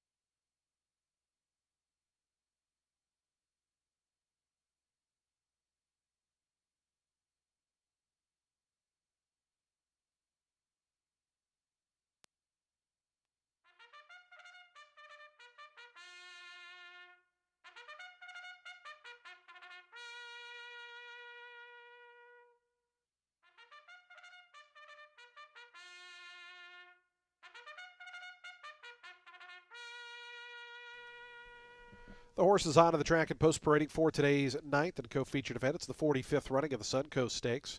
$150,000 guaranteed, and of course, points for the Kentucky Oaks on the line. 3-year-old fillies at 1.40 miles. The main track fast. Field of 8 presenting them. Number 1 is Deloraine. Godolphin LLC are the owners. Owen Hardy trains and Jesus Castanon rides. 2 is Dancing Magic. Melon Patch Incorporated are the owners. Michael Campbell trains and Junior Alvarado aboard. Number 3 is Italian Soiree. Hit the Bid Racing Stable. More Play Racing LLC and Randall Hartley are the owners. John Terranova trains. Flavian Pratt rides. Number 4 is Her Laugh. Is owned by Grantley Acres, trained by Whit Beckman and Irad Ortiz Jr. aboard. 5 is Juta. Jacob Spooner and David Menard are the owners. Anthony Granitz trains and Willie Martinez rides. Number 6, La Cara. Tracy Farmer owns. Mark Cassie trains and Dylan Davis is on board. Number 7 is Queen of the Deck. CM Thoroughbreds are the owners. Carlos Munoz trains. Samuel Morin up. And completing the field, the number 8 is Chloe. Legamo Racing Stable, the owners. Victor Barboza trains and Sammy Camacho rides. Today's ninth race, the 45th running of the Suncoast Stakes in just 4 minutes.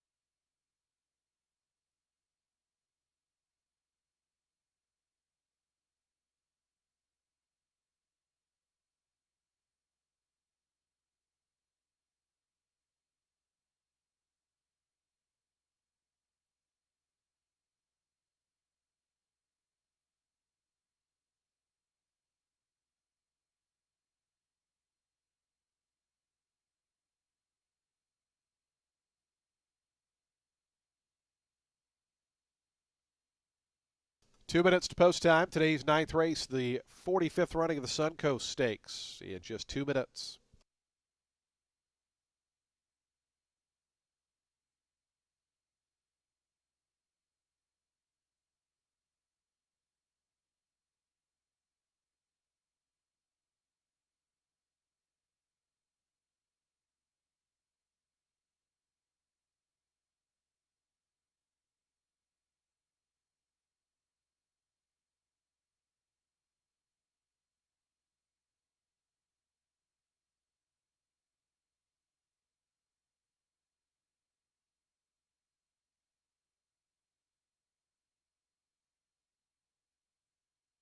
Again, late pick 4 starting here. That pool getting closer to $200,000. Just went over $188,000 in the late pick 4. Still got another couple minutes.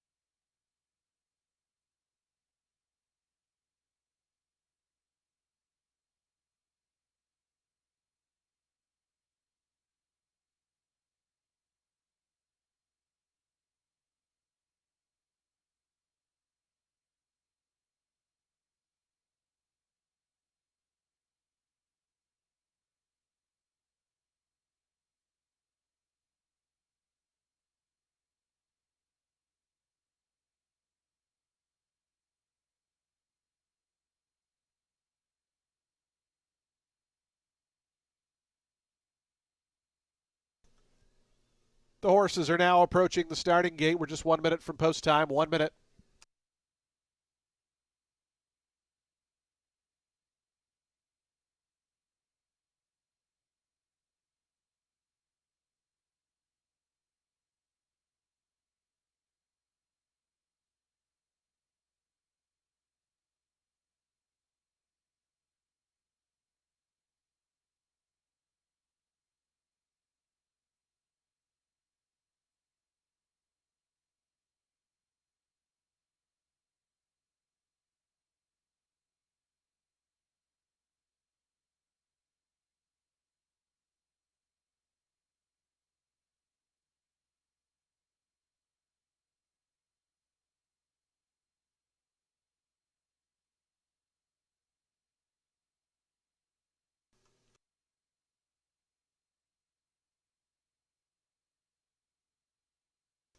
And the horses have reached the gate. It's post time. They're lining up for today's ninth race. Started late pick 4. It's the 45th running of the Suncoast Stakes. Field of 8 set to go, mile and 40 yards here. Your post time favorite 2-1, number 4, Her Laugh. 5-2 on the number 6, Lacara. 7-2, Chloe out wide. Also 7-2, Italian Soiree. As Dancing Magic coming forward. Lacara to gate 6. In the colors of owner Tracy Farmer. Italian Soiree moving forward. Here's Queen of the Deck, Her Laugh, and Chloe going to be the final 3. They're loading quickly here for the Suncoast. 45th running of this race, and of course Kentucky Oaks points on the line.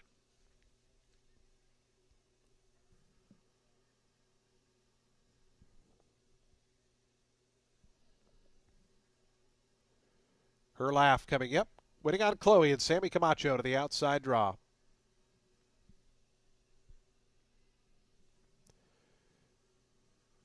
Chloe goes in.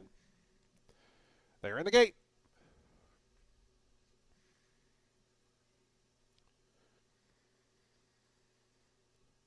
And the race is on in the Suncoast. Her Laugh threw her head right at the start, came away last. So the picture changes right from the get-go. Lacara going to go out for the early advantage along with Italian Soiree, and those two run in the first turn with Chloe joining them up from the outside. It's going to be Lacara and Chloe. Italian Soiree tucked in third to the inside. Deloraine right behind that one's heels as Dancing Magic and Juta move by to take over 4th and 5th. Queen of the Deck is back in 7th, and it's 3 more back to the slow-starting Her Laugh. Ira Ortiz trying to get her calmed down at the back after that slow beginning is about 10 or 11 off the lead. Opening quarter in 24 seconds flat, so they wheel onto the backstretch here in the Suncoast. It's Lacara just in front of Junta, who now moves up on the outside to apply some more pressure. Chloe is back third between runners. Italian Soiree is 4th, and the light blue colors is about 2.5 off the top. It's a break of 2.5 after that to Dancing Magic. Down at the inside, Deloraine. They race together 5th and 6th. Queen of the Deck is 7th, and it's 5 or 6 more now back to Her Laugh, who continues on as a distant trailer. 47 seconds was the opening half mile. Lacara takes him into the far turn with 3/8 to go in the Suncoast. Stretches that lead back out to a length. Junta continues in second. Italian Soiree toward the inside. Starting a move from the back. Dancing Magic trying to run on. Deloraine's looking between horses and Queen of the Deck. Her Laugh is starting to commence a bid. Has drawn to within 7. Looks like going to stay toward the inside as Lacara brings him to the top of the stretch. It's Lacara suddenly 3 in front of Junta. Italian Soiree. Her Laugh looking for a seam in between runners is going to try to come out to about the 3 path. Meanwhile, Lacara has fled the scene. Lacara's in front by 5. Her Laugh running up into second along with Deloraine down the outside. Italian Soiree, but a final 16th to go. Dylan Davis and Lacara dominate the Suncoast. It's Lacara to win it here by about 7. Her Laugh did get up for second. Deloraine third. Italian Soiree 4th, and Dancing Magic 5th.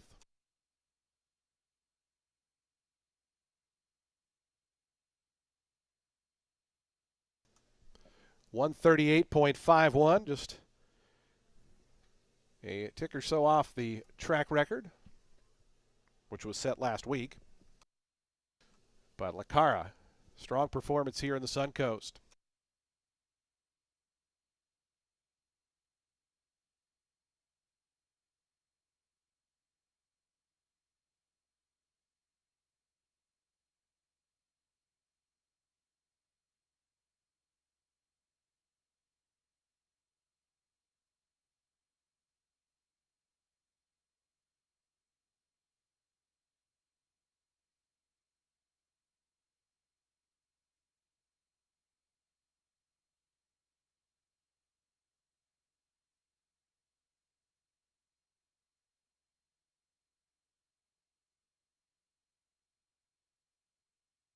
6-4-1-3 and 2. 6-4-1-3-2. Unofficial order.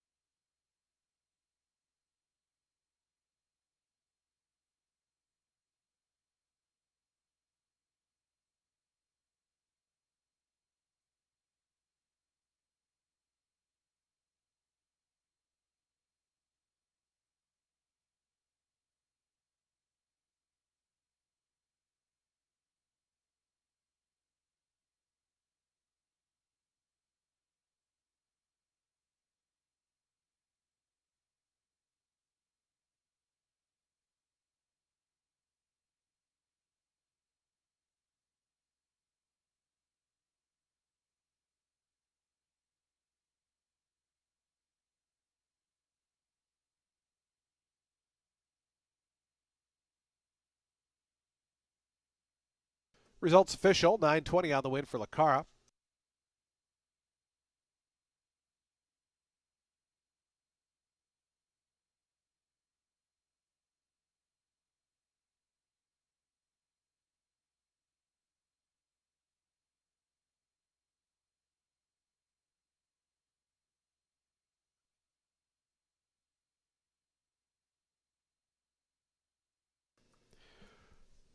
Lacara starts her 3-year-old campaign in fine form here with a Suncoast win. She's already a Grade 3 winner, took the Pocahontas at Churchill last September.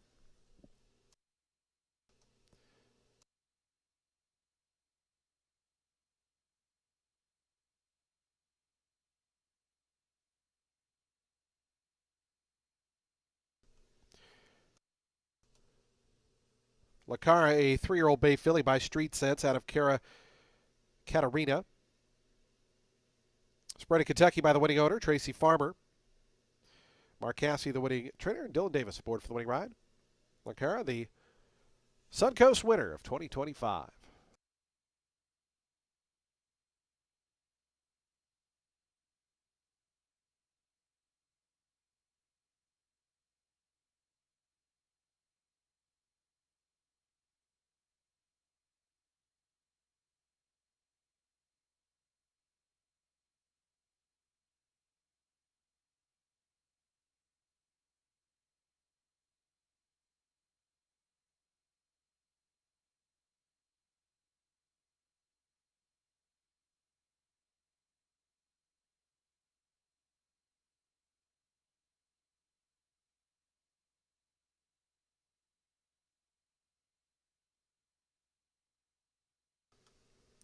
$6-4 exacta $15. The trifecta $87.45. The dime super $63.29. Daily double $35.50. The pick 3 $207.75. That pick 4 $385.65. High five $713.50. Race 10 is coming up next. Today's 10th race is maiden special weight event. Field of 12 set to go here.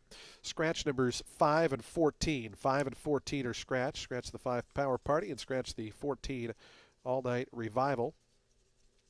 Do take note the number 13 does draw in, so we will have a full field of 12 at a mile and a 16th. Maiden special weight event starts our final pick 3 on the card, 21 minutes away. Coming up in the winner's circle, our trophy presentation for the Suncoast Stakes. As joining the winning connections in the winner's circle, trainer Mark Cassey and jockey Dylan Davis is our own Margot Flynn, along with racing stakes coordinator Jackson Zaire, as they present to the winning connections of the Suncoast Stakes, Lacara, your 2025 Suncoast winner.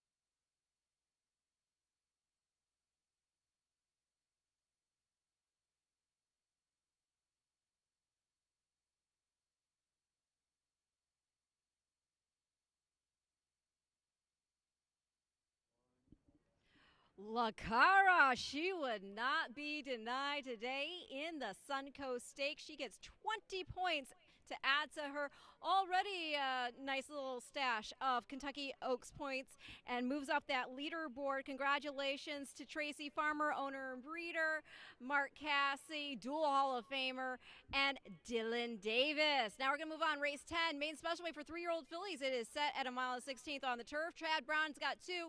And the 9, Portfolio Duration, is a firster by Night of Thunder, and out of a French bred mare who hails from a family that has some pretty consistent black type. There's no powerhouse siblings, but this is the first cross with Night of Thunder, and he sired like 24% stakes winners from runners in the first crop alone.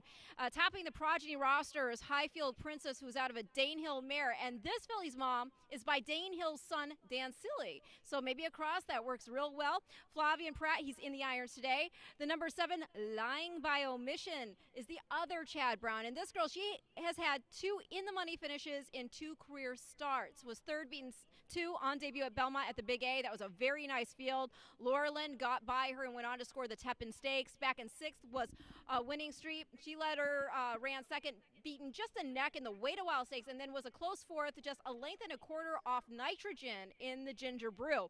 Unsurprisingly, Lying by Omission went off as the favorite when she made her second start right here at Tampa, and she ran well. She sat off the early pace, took over, but alas, she could not hold off the charge of Graham Motion trainee Spool, who was getting on turf for the first time. So now this filly, Lying by Omission, she's getting first-time Lasix today, and based on the record, she should obviously be respected here. You got Rad Ortiz aboard. Going to work in a price because I do think that the number 12, Tickin' Time Blonde, could make some noise here for Vicky Oliver and BBN. This girl, she's only run on the turf once. That was the debut, and that was at 6.5 in a main special weight at Kentucky Downs, which is a different type of configuration. And first starts, they're often just learning experiences anyway. She went to the dirt next at Keeneland, ran a good second, a half length back of Chatter, who then ran third in the Mockingbird Stakes at Oaklawn Park. This filly, she then ran 7th, but she wasn't distanced. The beaten margin was 6.5 to her laugh, and she is in here off a Shodo go on the dirt here at Tampa on Christmas Eve to Junta as the post-time favorite. Now, take in mind, I've made this comment before. That day, you had to be on or just off the lead, and she was about 3 or so back, so I would not hold that performance against her in any way. She's first-time Lasix. She's back on grass, which I think can make sense, and she gets to stretch to 2 turns, which I think the pedigree wants. She is by not this time. She's out of a stakes-winning, Grade 1 placed runner on dirt. It's a Fort Larned mare. She's also a half-sister to another of this mare's babies trained by Victoria Oliver named Bling, who ran well on turf. Grade 2 place with a 3rd place finish in the Jessamine Stakes at 8.5 furlongs. So I'm going to go 9, 7, 12 in race 10.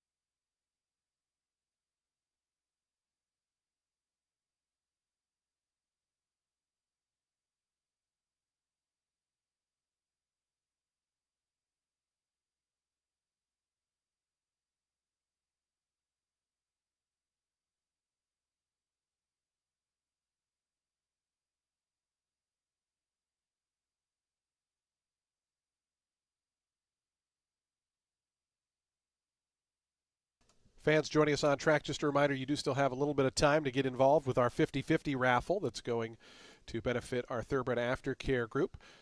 Sign-ups available down near the double doors by the paddock. If you'd like to get signed up, the drawing will be after the Sam F. Davis coming up in just a few moments.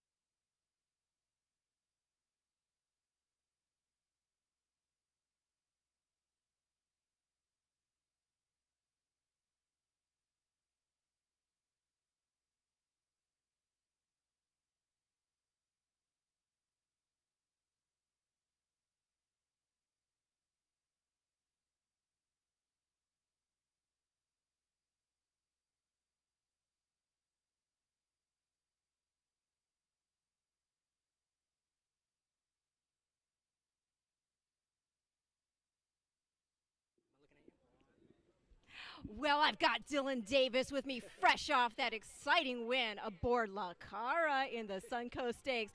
How did that feel out there? She looked like she could run all day. That was an amazing race. She ran really good. She broke very sharply. She could come off the pace or win on the lead. I just really decided on how she wanted to break, and she broke very well, and I was able to establish that early lead.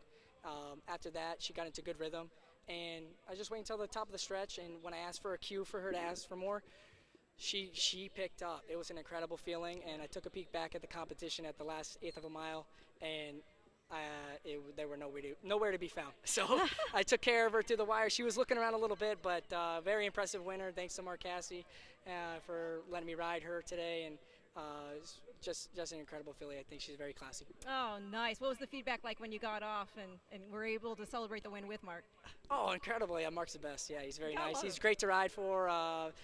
As long as I do my job out there and perform well for the team, everything goes well. So everything is really nice. Well, you're going to be riding later in the Sam F. Davis. Real quick, these horses are heading out to post, so just real quick, your impressions of what you're expecting. Yeah, Treaty of Rome. Yeah, Treaty of Rome. Yeah, Treaty of Rome, a really nice horse. He ran second in the Mucho Macho Man. He's a very steady grinder. He's really one pace, so I'm hoping for a little bit of a hotter pace. But if not, then I'll try to be as close as possible going into that first turn. All right, well, I need you for the last. Sharif Ali, thank you so much, Dylan Davis. Congratulations on the Suncoast win. Thank you.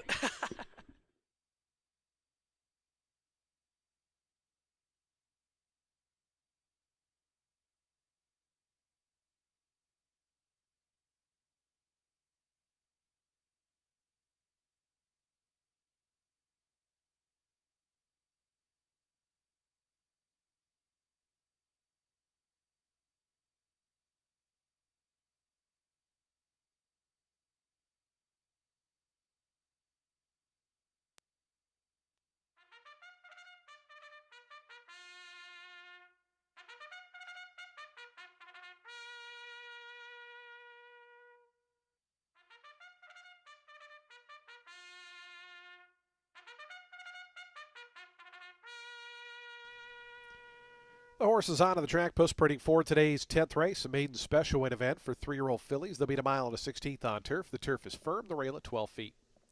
Scratch numbers 5 and 14. 5 and 14 are scratched. The 13 does draw in, so we will have a full field of 12. Race 10 offers daily double, exacta, trifecta, superfecta, and late pick 3 wagering. We also have a super high 5, and we have post time in just 5 minutes.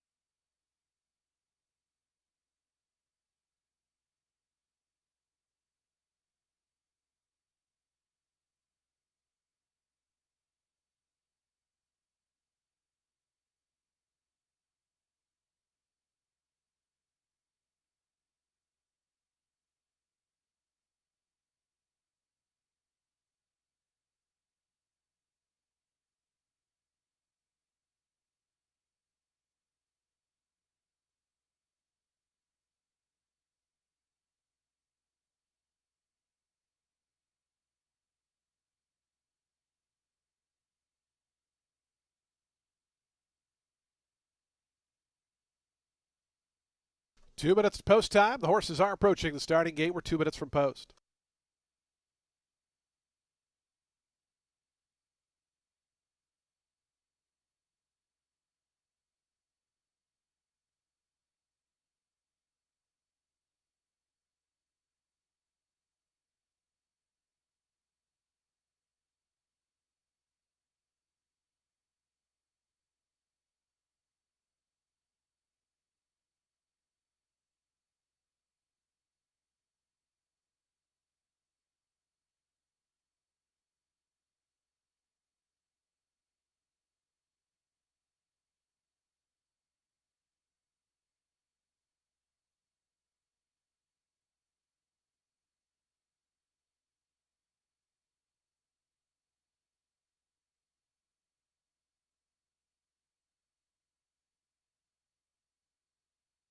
The horses are approaching the starting gate. We're just 1 minute from post time. Race 10 in 1 minute.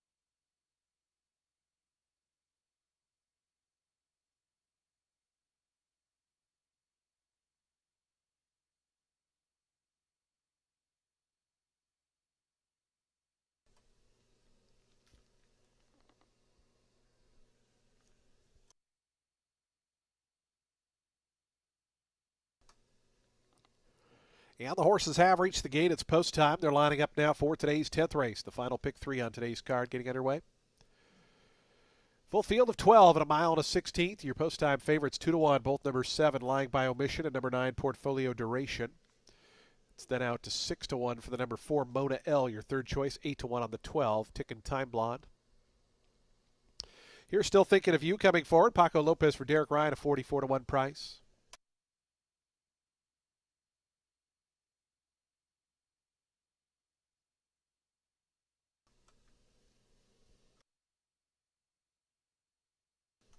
Goddaughter coming forward to gate 2. Here's Portfolio Duration. Flavian Pratt for Chad Brown. As Pediatric Princess, Samuel Marin for John Terranova to gate 3. World of War coming up. Here's Mona L, the bright red colors, to gate 4. Jose Ferrer aboard your third choice, Mona L, who just reared up. And Jose out of the saddle. Mona L a little bit fired up behind the gate there is Mona L. Looks like they're going to maybe try to load with Jose not on board. Meanwhile, Majestic Drive has gone in. Mona L's now gone forward. Tickin' Time Blonde is in. Putting on Native Rose. Lying by Omission and Hit Song will be all set for a start. Today's late pick 3. Lying by Omission to gate 7.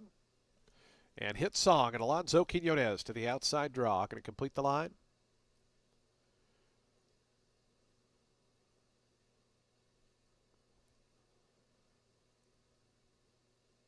Lying by Omission is in. Here's Hit Song. 12 of them set to roll the mile and a 16th. And they're in the gate. And the race is on. Mona L set for speed in those red colors. Lying by Omission is close up as those two quickly speed off. Hit Song up from the far outside wants to join the early proceedings as well. As they come to the stretch for the first time, it's Mona L, Jose Ferrer on the engine in front by almost 2 now. Lying by omission, second. Hit Song right alongside third. Then we come back to Kala in the fourth spot. Majestic Drive moves up fifth on the outside. Pediatric Princess sixth in those light blue colors, about 4.5 off the top. In behind that comes Still Thinking of You. Portfolio Duration is in between horses, is running back at about seventh. Outside of that one comes Ticking Time Blonde in eighth. They're a length and a half in front of Whirl of War, who's third last. The two at the back, Goddaughter and Native Rose. As up front, it's Mona L who continues on. 23 seconds for that opening quarter mile. Mona L. Midway down the back stretch, in front by almost 2. To Hit Song in second. Lying by omission drops 4 lengths off the leader, back in third.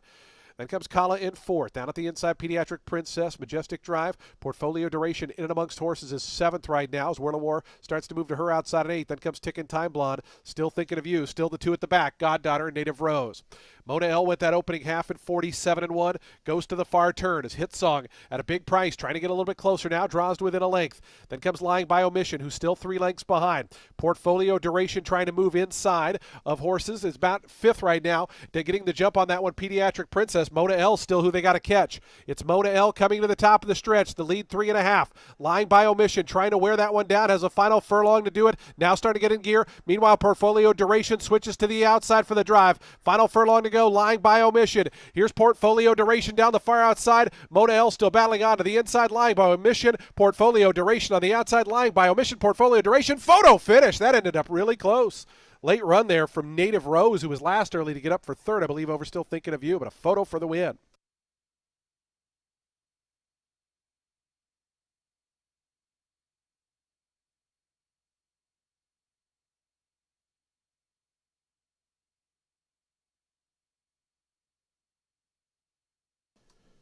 Photo finish, 142.15, the final time. Here's that slow-mo camera. Hit bobber.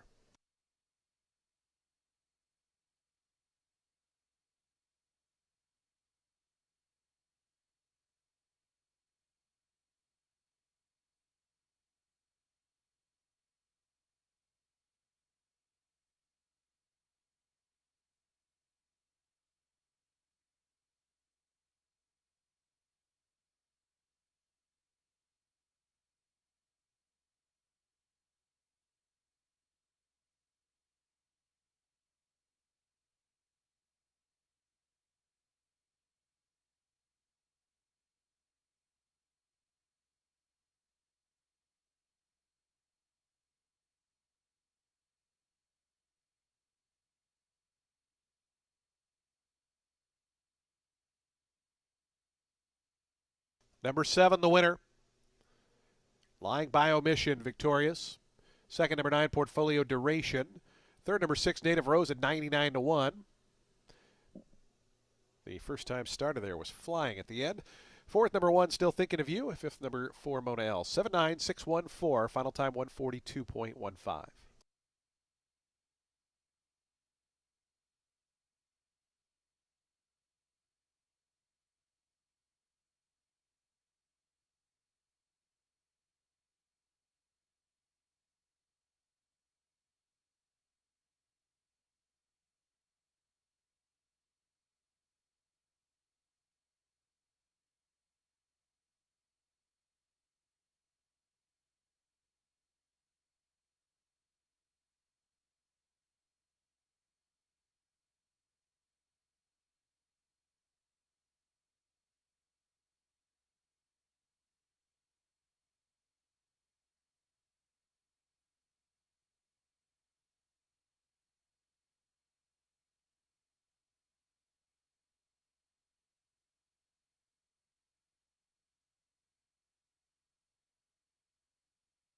$620 on the win. Lying by Omission, the now official winner.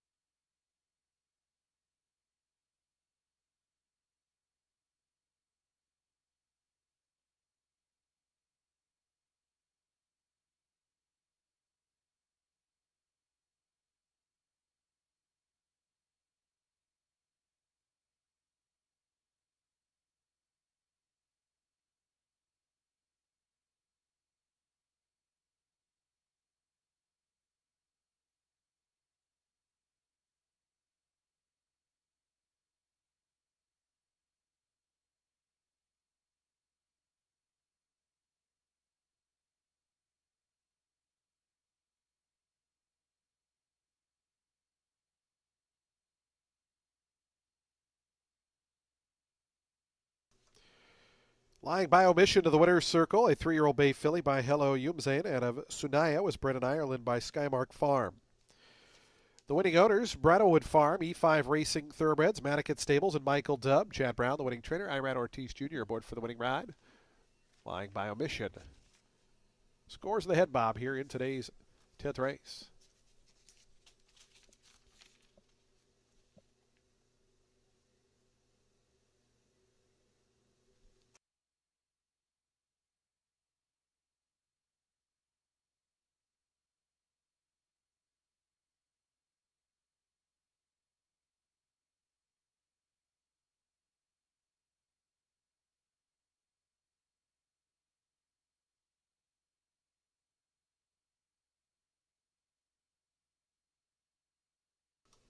$7.9 exact to $8.60. The trifecta $180.40. The dime super $447.11.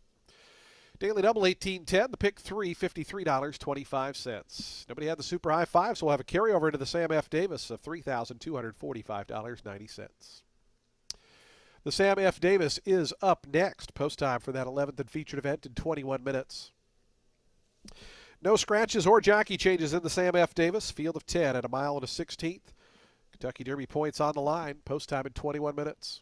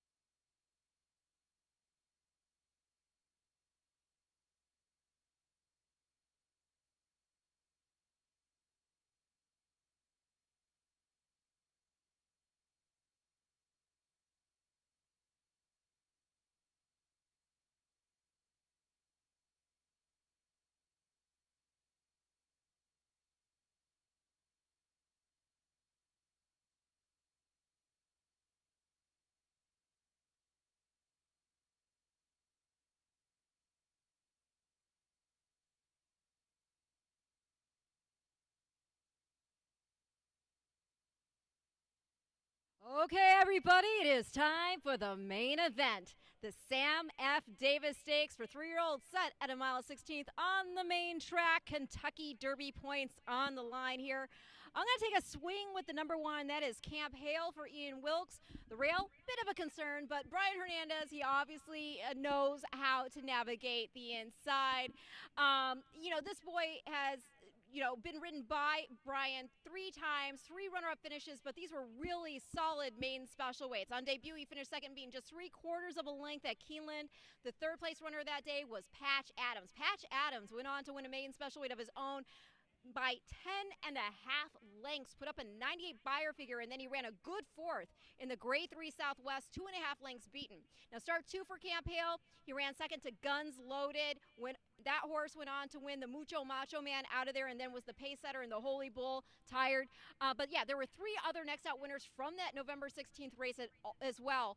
Then in start 3, stretched to a mile, but still at 1 turn. Camp Hale went for the lead, had a duel, did so gallantly with a horse named Grande. That was a first-time starter for Pletcher and Rapoli, aptly named. So yeah, this is a big step up, being a maiden still. But there's a lot of speed in here. My hope is that even though he has the rail, he can let the others go, just relax back of them, and if they kind of hook and cook, he'll be right there to take advantage. He is bred to get the 2 turns. He's by Motown, and he's out of an Awesome Again mare who won our Wayward Last Stakes at 8.5 furlongs. The Granny is affluent. She won. She was actually a multiple grade 1 winner. It was on turf, but she was also grade 1 place on the dirt. This is a Witham family homebred. It's the family of Fort Larned and Bayakoa. This team won the Sam F. Davis back in 2017 with McCracken. So we'll see if they can do it again. The number 8, Naughty Rascal. He could bring it home for the home team. Gerald Bennett thinks highly of this boy, and if he does, then so do I. He's already proven at 2 turns. He won the Armed Forces going a 2-turn mile on the turf at Gulfstream Park. He's exiting that gallant throwdown in the Pasco Stakes, and that wasn't being fully cranked either. Now, Bennett also commented in an article that he thinks this boy will do better with more ground so he can relax as opposed to being game on sprinting. Think there's enough pedigree to back that up as well. And then I'm going to complete the top 3 with the number 7. That is Poster in here for Owen Hardy. This boy is undefeated. He won the first 2 career starts on turf, and then he closed when asked to go like a professional in the Grade 2 Remsen. He has not raced since, but he's been working along and comes in off a bullet drill here on the 2nd. Pedigree, it also entices. He's a Godolphin homebred, son of Munnings out of Pinup by Tappet. She has a pretty famous brother by Tappet's grandpa, AP Indy, Bernardini, making this boy's granny, Cara Raffaella. So it is a beautiful pedigree. Could see the pace set up for this boy to close to, at the very least, get the show dough. So I'm going to go 187 in the Sam F. Davis Stakes.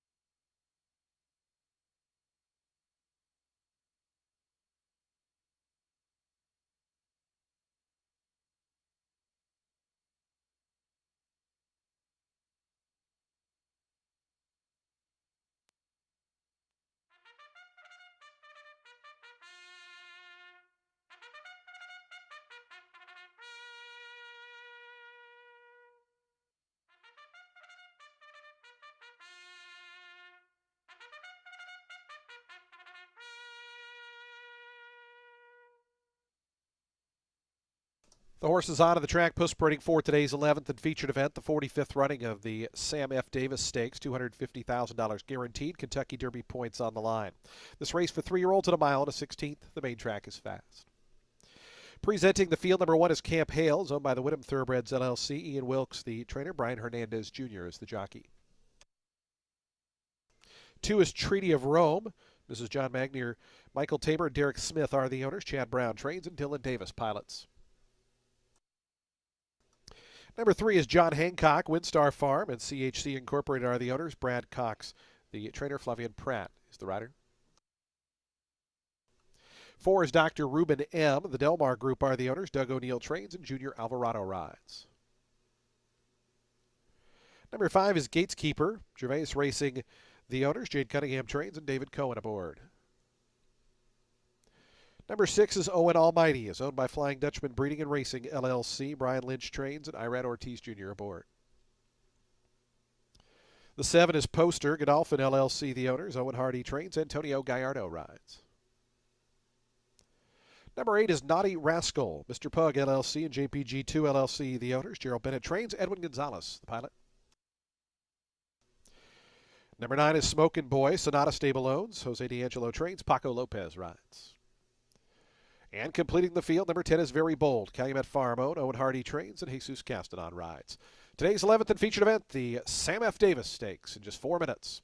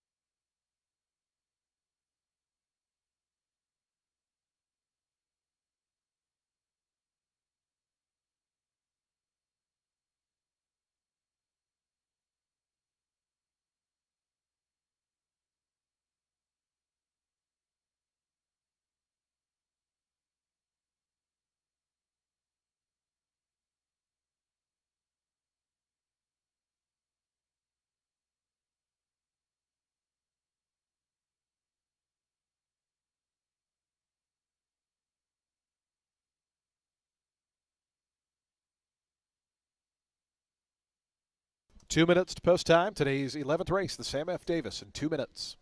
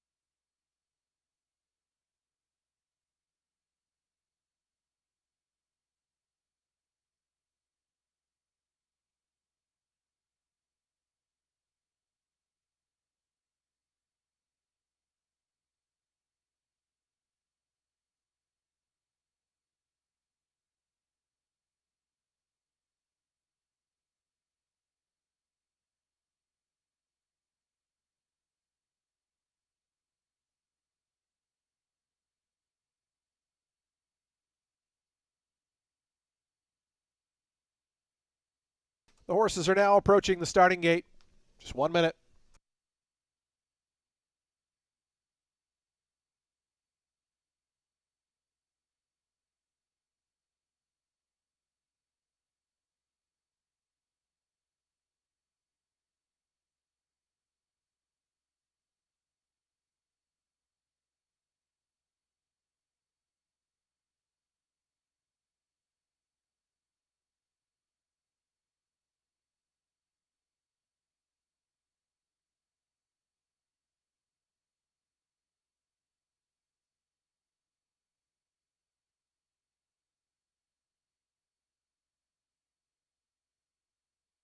And the horses have reached the gate. It's post time. They're lining up for today's 11th and featured event, the 45th running of the Sam F. Davis. $250,000 guaranteed. It's a Kentucky Derby points race.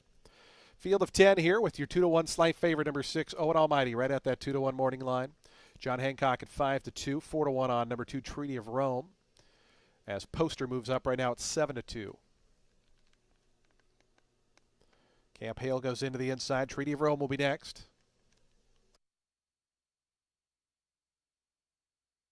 Here's Naughty Rascal, Local Hope. 15-1 on Naughty Rascal. John Hancock, who was an impressive debut winner here at Tampa, your second choice at 5-2 up to gate 3 in the WinStar colors. Winning on Dr. Ruben M., Gateskeeper, Smokin' Boy, and Very Bold will be all set for a start.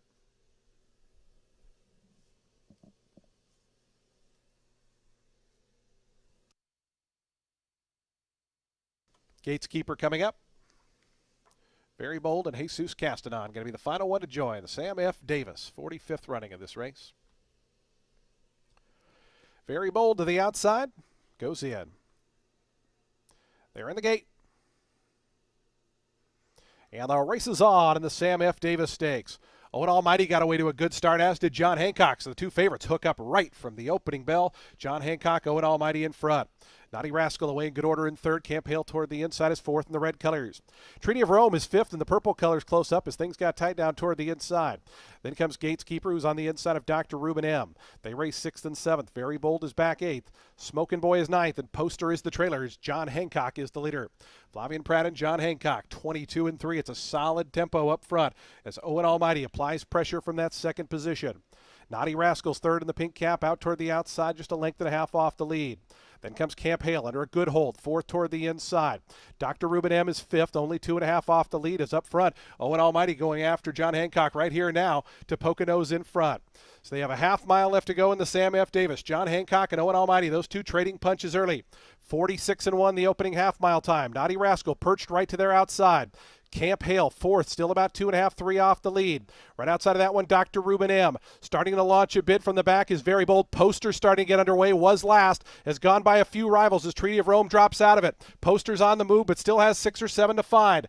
Around to the top of the stretch, John Hancock and Owen Almighty. They've been going at it since they sprung the latch. They've now put 3 on the field. Camp Hale moves up to third, going to swing to the outside. Poster continues his move right down the center of the track. John Hancock, Owen Almighty, shoulder to shoulder at the 8th pole. John Hancock on the inside, Owen Almighty on the outside. Camp Hale still 3 lengths back. Poster continues to make up ground. Owen Almighty goes narrowly to the front. John Hancock battles right back. John Hancock, Owen Almighty, John Hancock. John Hancock signs his name to a Sam F. Davis win. Owen Almighty was valiant but second best. Then a photo between Poster and Camp Hale.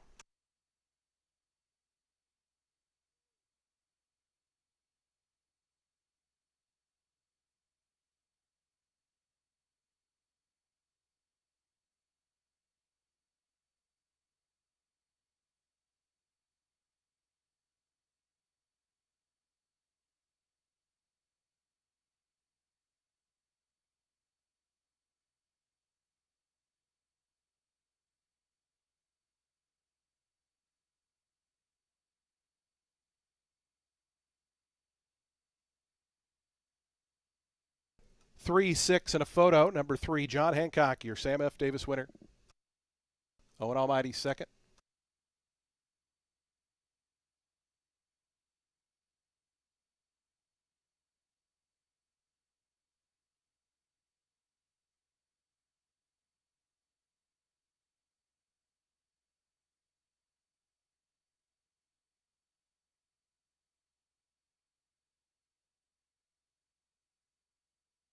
Number 7, Poster was third. Fourth, number 1, Camp Hale. And fifth, number 10, Very Bold.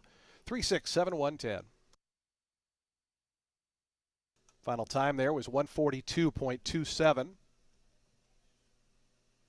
That is a stakes record, not a track record, but it is a stakes record here for the Sam F. Davis, breaking Flameaway's mark from 2018.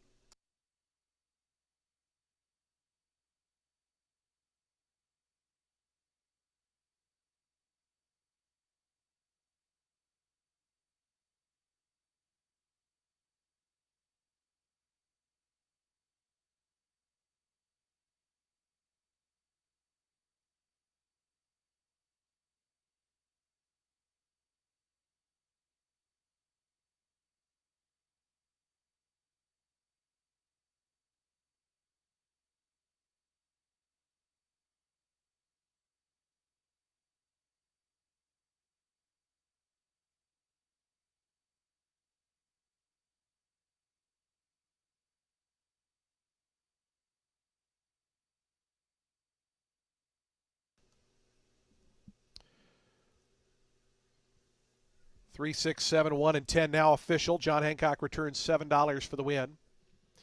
John Hancock, your Sam F. Davis winner, a 3-year-old chestnut colt by Constitution out of Scribbling Sarah. It's bred in Kentucky by Windstar Farm. Windstar Farm LLC and CHC Incorporated, the winning owners. Brad Cox, the winning trainer. Flavian Pratt aboard for the winning ride. John Hancock, your Sam F. Davis winner of 2025.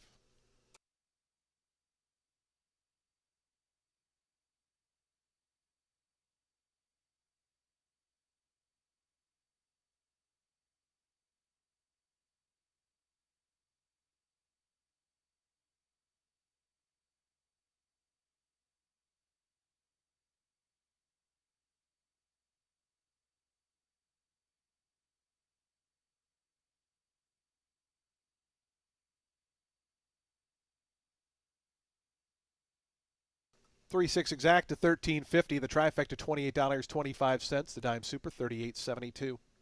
Daily double $15.80. Pick three $29.45, and the high five $3,911.60. Today's 12th and final race is coming up next. Got a field of 12 out on the turf at 1 mile and an eighth. Scratch number 6 Night Ride. Number 6 Night Ride is scratched. A number 13 Pet Mat does draw in off the also eligible list and will run, so we'll have that full field of 12. Again, scratch the 6 out of the 12th race. Race 12 in 21 minutes. It's trophy presentation time in the winner's circle, the Sam F. Davis. So we present to the winning connections. We're happy to welcome members of the Sam F. Davis family, along with members of our Tampa Bay Downs team. Jackson Zaire, our stakes coordinator, presenting to Flavian Pratt, and the winning connections of Windstar, Brad Cox, Flavian Pratt, John Hancock, your Sam F. Davis champ of 2025.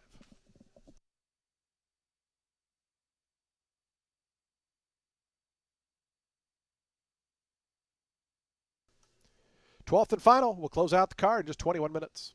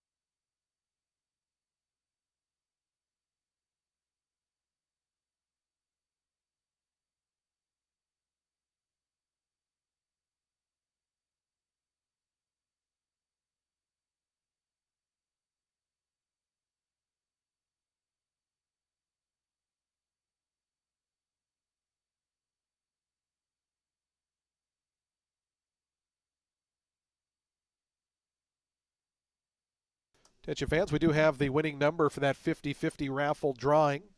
It's ticket 8806328. The winning ticket holder's name is Jen. 8806328. Their first prize of $1,870 for our 50-50 raffle goes to ticket 8806328. Jen, congratulations on a big win, and even more important, big thanks to everyone who supported our Thoroughbred Aftercare 50-50 raffle this afternoon. Again, the winning ticket, 8806328. Jen is the ticket winner.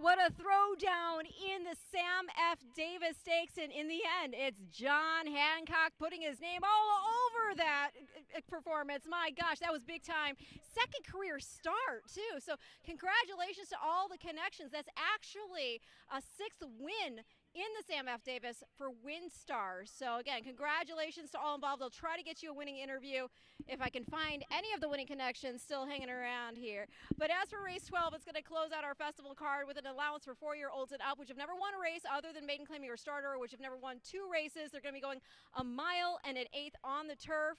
Now, total disclosure, I've got a soft spot for the number 11 here. That is Sharif Ali. Not because he's owned by my friends at DJ Stable, but because he won for me when I picked him on Woodbine, at Woodbine on debut. Now, he's only ever run on the Tapeta there. He won that first race at Woodbine. And then an optional starter actually at Gulfstream also going a mile 70. They did try to get this boy on turf after that, but the races came off. He had a bad start in that optional 75 at Gulfstream back in March, took some time off, and they were going to go against Older for the first time. He showed a different dimension because he had a less than sharp start from the gate in that first off the bench in that optional 32 N1 exit Woodbine. He rallied from double digits back with no real pace up front to finish third that day. That was impressive. He took another break after that to run in that optional 25 N1 exit Gulfstream, had a wide trip, finished fifth. I love that they're going to the grass today. He's by American Pharoah, and we've seen how well those babies can take to the grass. Of course, the 12, Asan, he looks very tough in here. He's making a second off the layoff for Safi Joseph. And, this is after a really good third place finish, just 3/4 of length beaten here in an allowance. So, got to use him. You got Irad aboard, and then I'm going to complete the top 3 with the number 10. Factor Analysis, Chad Brown, Antonio Gallardo. This horse is in here off a main special weight win at Tampa, going a mile and an eighth. Did it by 4 3/4. What's not to like? So that is going to make it 11, 12, 10 in the finale here. And I will see you back tomorrow, if not before, with a winning interview.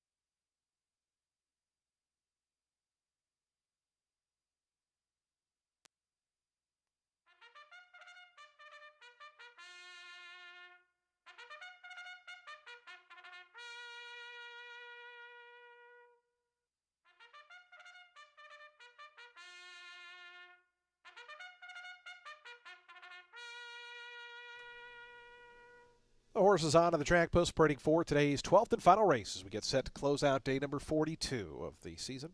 An allowance event for 4-year-olds and up. They'll beat a mile and an eighth on turf. The turf firm, the rail at 12 feet. Scratch number 6, night ride number 6 is scratch. The 13 does draw in and will run. So we'll have a full field of 12 at that mile and 8 starting point. Exacta, trifecta, superfecta, and super high 5 wagering. Post time in 4 minutes.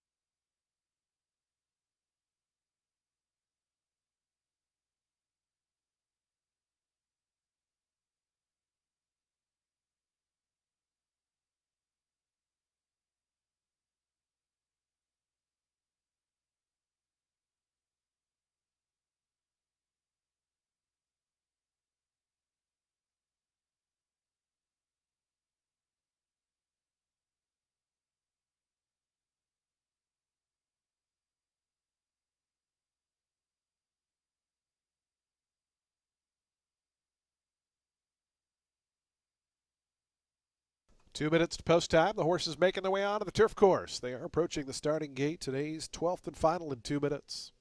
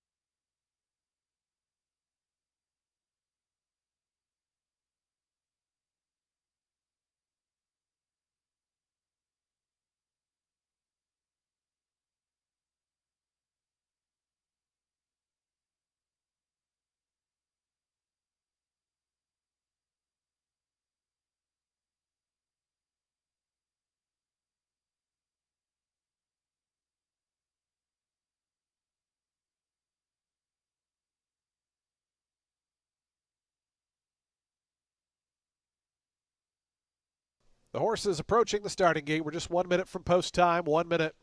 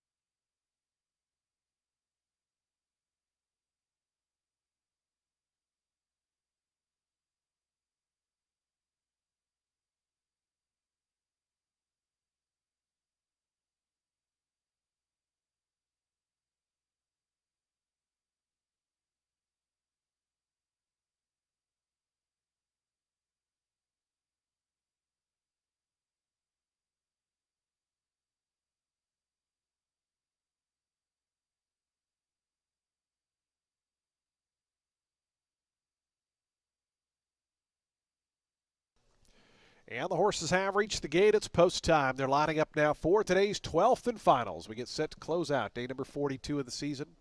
Festival preview day just about in the books. Don't forget live racing back tomorrow. A Super Sunday of action here at Tampa Bay Downs. Of course, 4 weeks from today, the big one, the Tampa Bay Derby.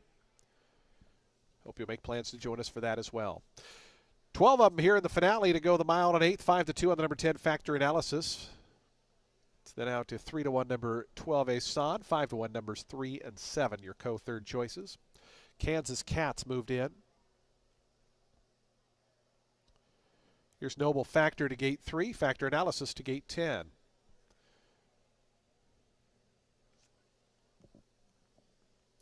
Heathguard coming up in the Lamb Stable colors.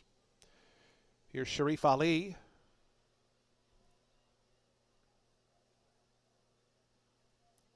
Late call coming up. Asan has gone in. We're waiting on Why Not Me, and Pet Matt will be all set for a start to close the show here on a Saturday.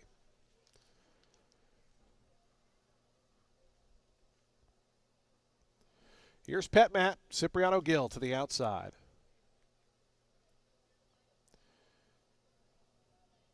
They're in the gate. And the race is on. Noble Factor toward the inside was out well. Late call forwardly placed. Here's Why Not Me coming up to have part of the early proceedings. And Why Not Me going to poke ahead in front. Of Reminder and out wide Kansas Cat. Those two in the early vanguard as well as they come toward the stretch for the first time. It's Why Not Me, Kansas Cat there 1-2. Into the lane. A length more then back to Sharif Ali, who moves up in third. Right to that one's inside. Reminder's fourth in the pink cap. Noble Factor and Factor Analysis, they're out fifth and sixth, just 3 lengths behind as they work into that first turn. Late calls after that. In leather length then, back to DeBoom. Outside of that is Heathguard. Sharif Ali was getting out a little bit on that first turn. Asan is back third last. Then comes Pet Matt, and Magic Heart is the early trailer, 12th and last, with just over 5 furlongs to go. Why Not Me, the pace setter, 23 and 3. The opening quarter mile, Why Not Me, 3/4 in front of Kansas Cat in the second position. A length and a half more back to Reminder. Factor Analysis, right to that one's outside, is racing in fourth, just 2.5 off the leader. Then comes Late Call. Noble Factors toward the inside in the black colors. Blue Cap racing along in sixth. Heathguard is seventh. Sharif Ali's being eased out of the race. Sharif Ali, who was struggling on that first turn getting out, has been pulled up out of the race. So the opening half at 48 and 3 as they take their run toward the far turn. Why Not Me, Kansas Cat, Factor Analysis joining them, and Late Call out 4 wide. Those 4 just separated 3/4 of a length as they wind around that turn. On the inside, Why Not Me, Kansas Cat, Factor Analysis, Late Call continuing that 4 wide sweep. Just in behind them, Reminder looks to have horse, is looking for a seam. Asan also going to come through down toward the inside. Many chances as they turn for home. On the outside, Factor Analysis narrowly in front of Kansas Cat. Why Not Me tries to battle on. Asan now knifing between runners, looking for a seam in the red silks. Down the far outside is Heathguard. Asan got through. Asan, Factor Analysis on the outside. Asan and Factor Analysis. Those two hit the wire. It's a photo. Factor Analysis or Asan. Heathguard was closing late along with Reminder for third and fourth.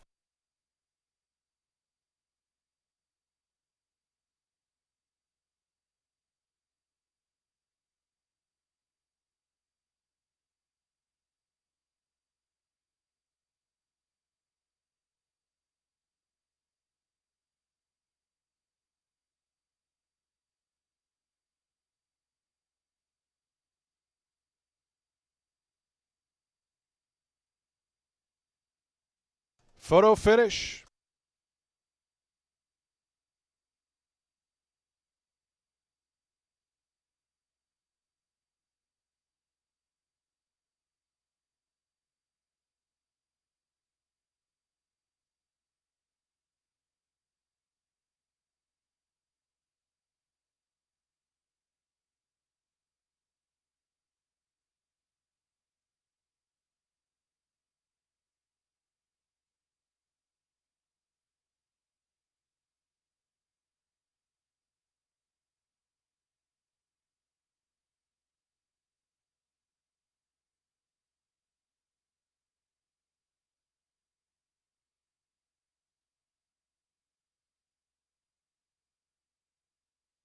Photo sign on the board.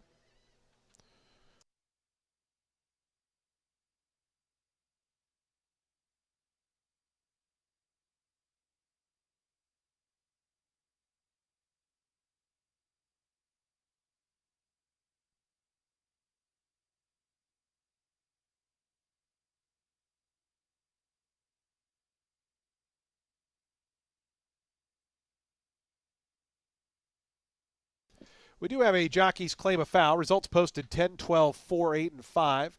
The rider of the number 1, DeBoom, alleging interference against the rider of the number 12, alleging interference at the 3/8 pole.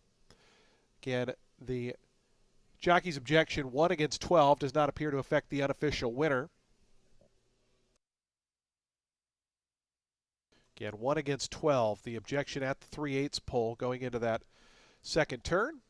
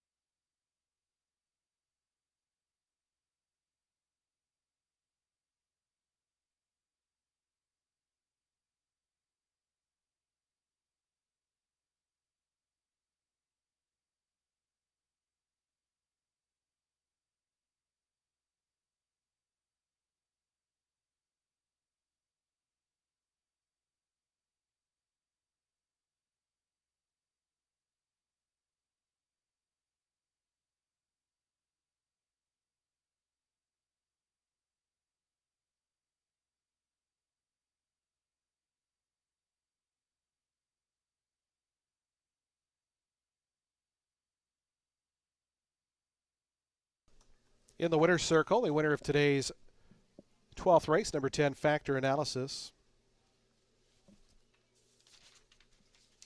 Factor Analysis, a 4-year-old chestnut colt by Vino Rosso out of Two-Step Song, was bred in Kentucky by Mockmer Hall. Klarovich Stables, the winning owner. Chad Brown, the winning trainer. Antonio Gallardo aboard for the winning ride as race 12, still unofficial. Again, an objection in progress. It was 1 against 12, the claim of foul.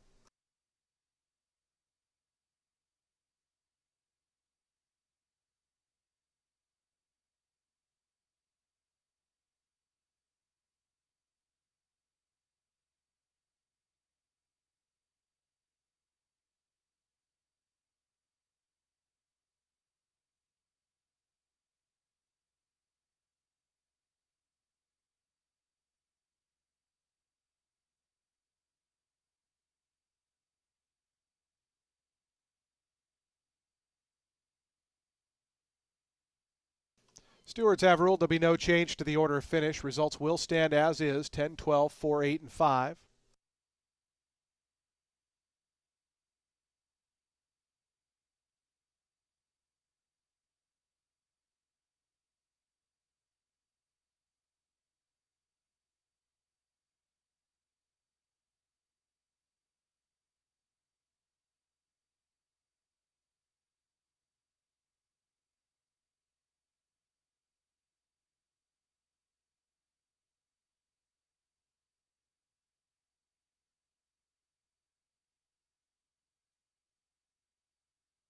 Results are official. 620 on the win for Factor Analysis.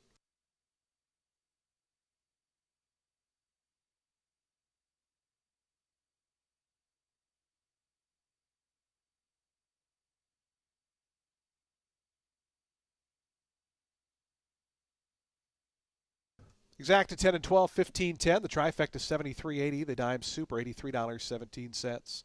Daily double $11. The pick 3 26.65. Pick 4 $97.45. The pick 6 $1,945.58. Pick 5 $589.55. The high 5 $3,938.20. Folks, that does close out the show for live racing this afternoon here at Tampa Bay Downs. We thank you for joining us on this festival preview day. Hope you'll make plans to join us tomorrow when live racing returns, a Sunday card. Simulcasting continues downstairs on the first floor. Of course, poker at Silk's Poker Room, which is on the third floor of our facility. When you drive home, please do so safely. We look forward to seeing you back tomorrow when live racing returns. Good night, everyone, from Tampa.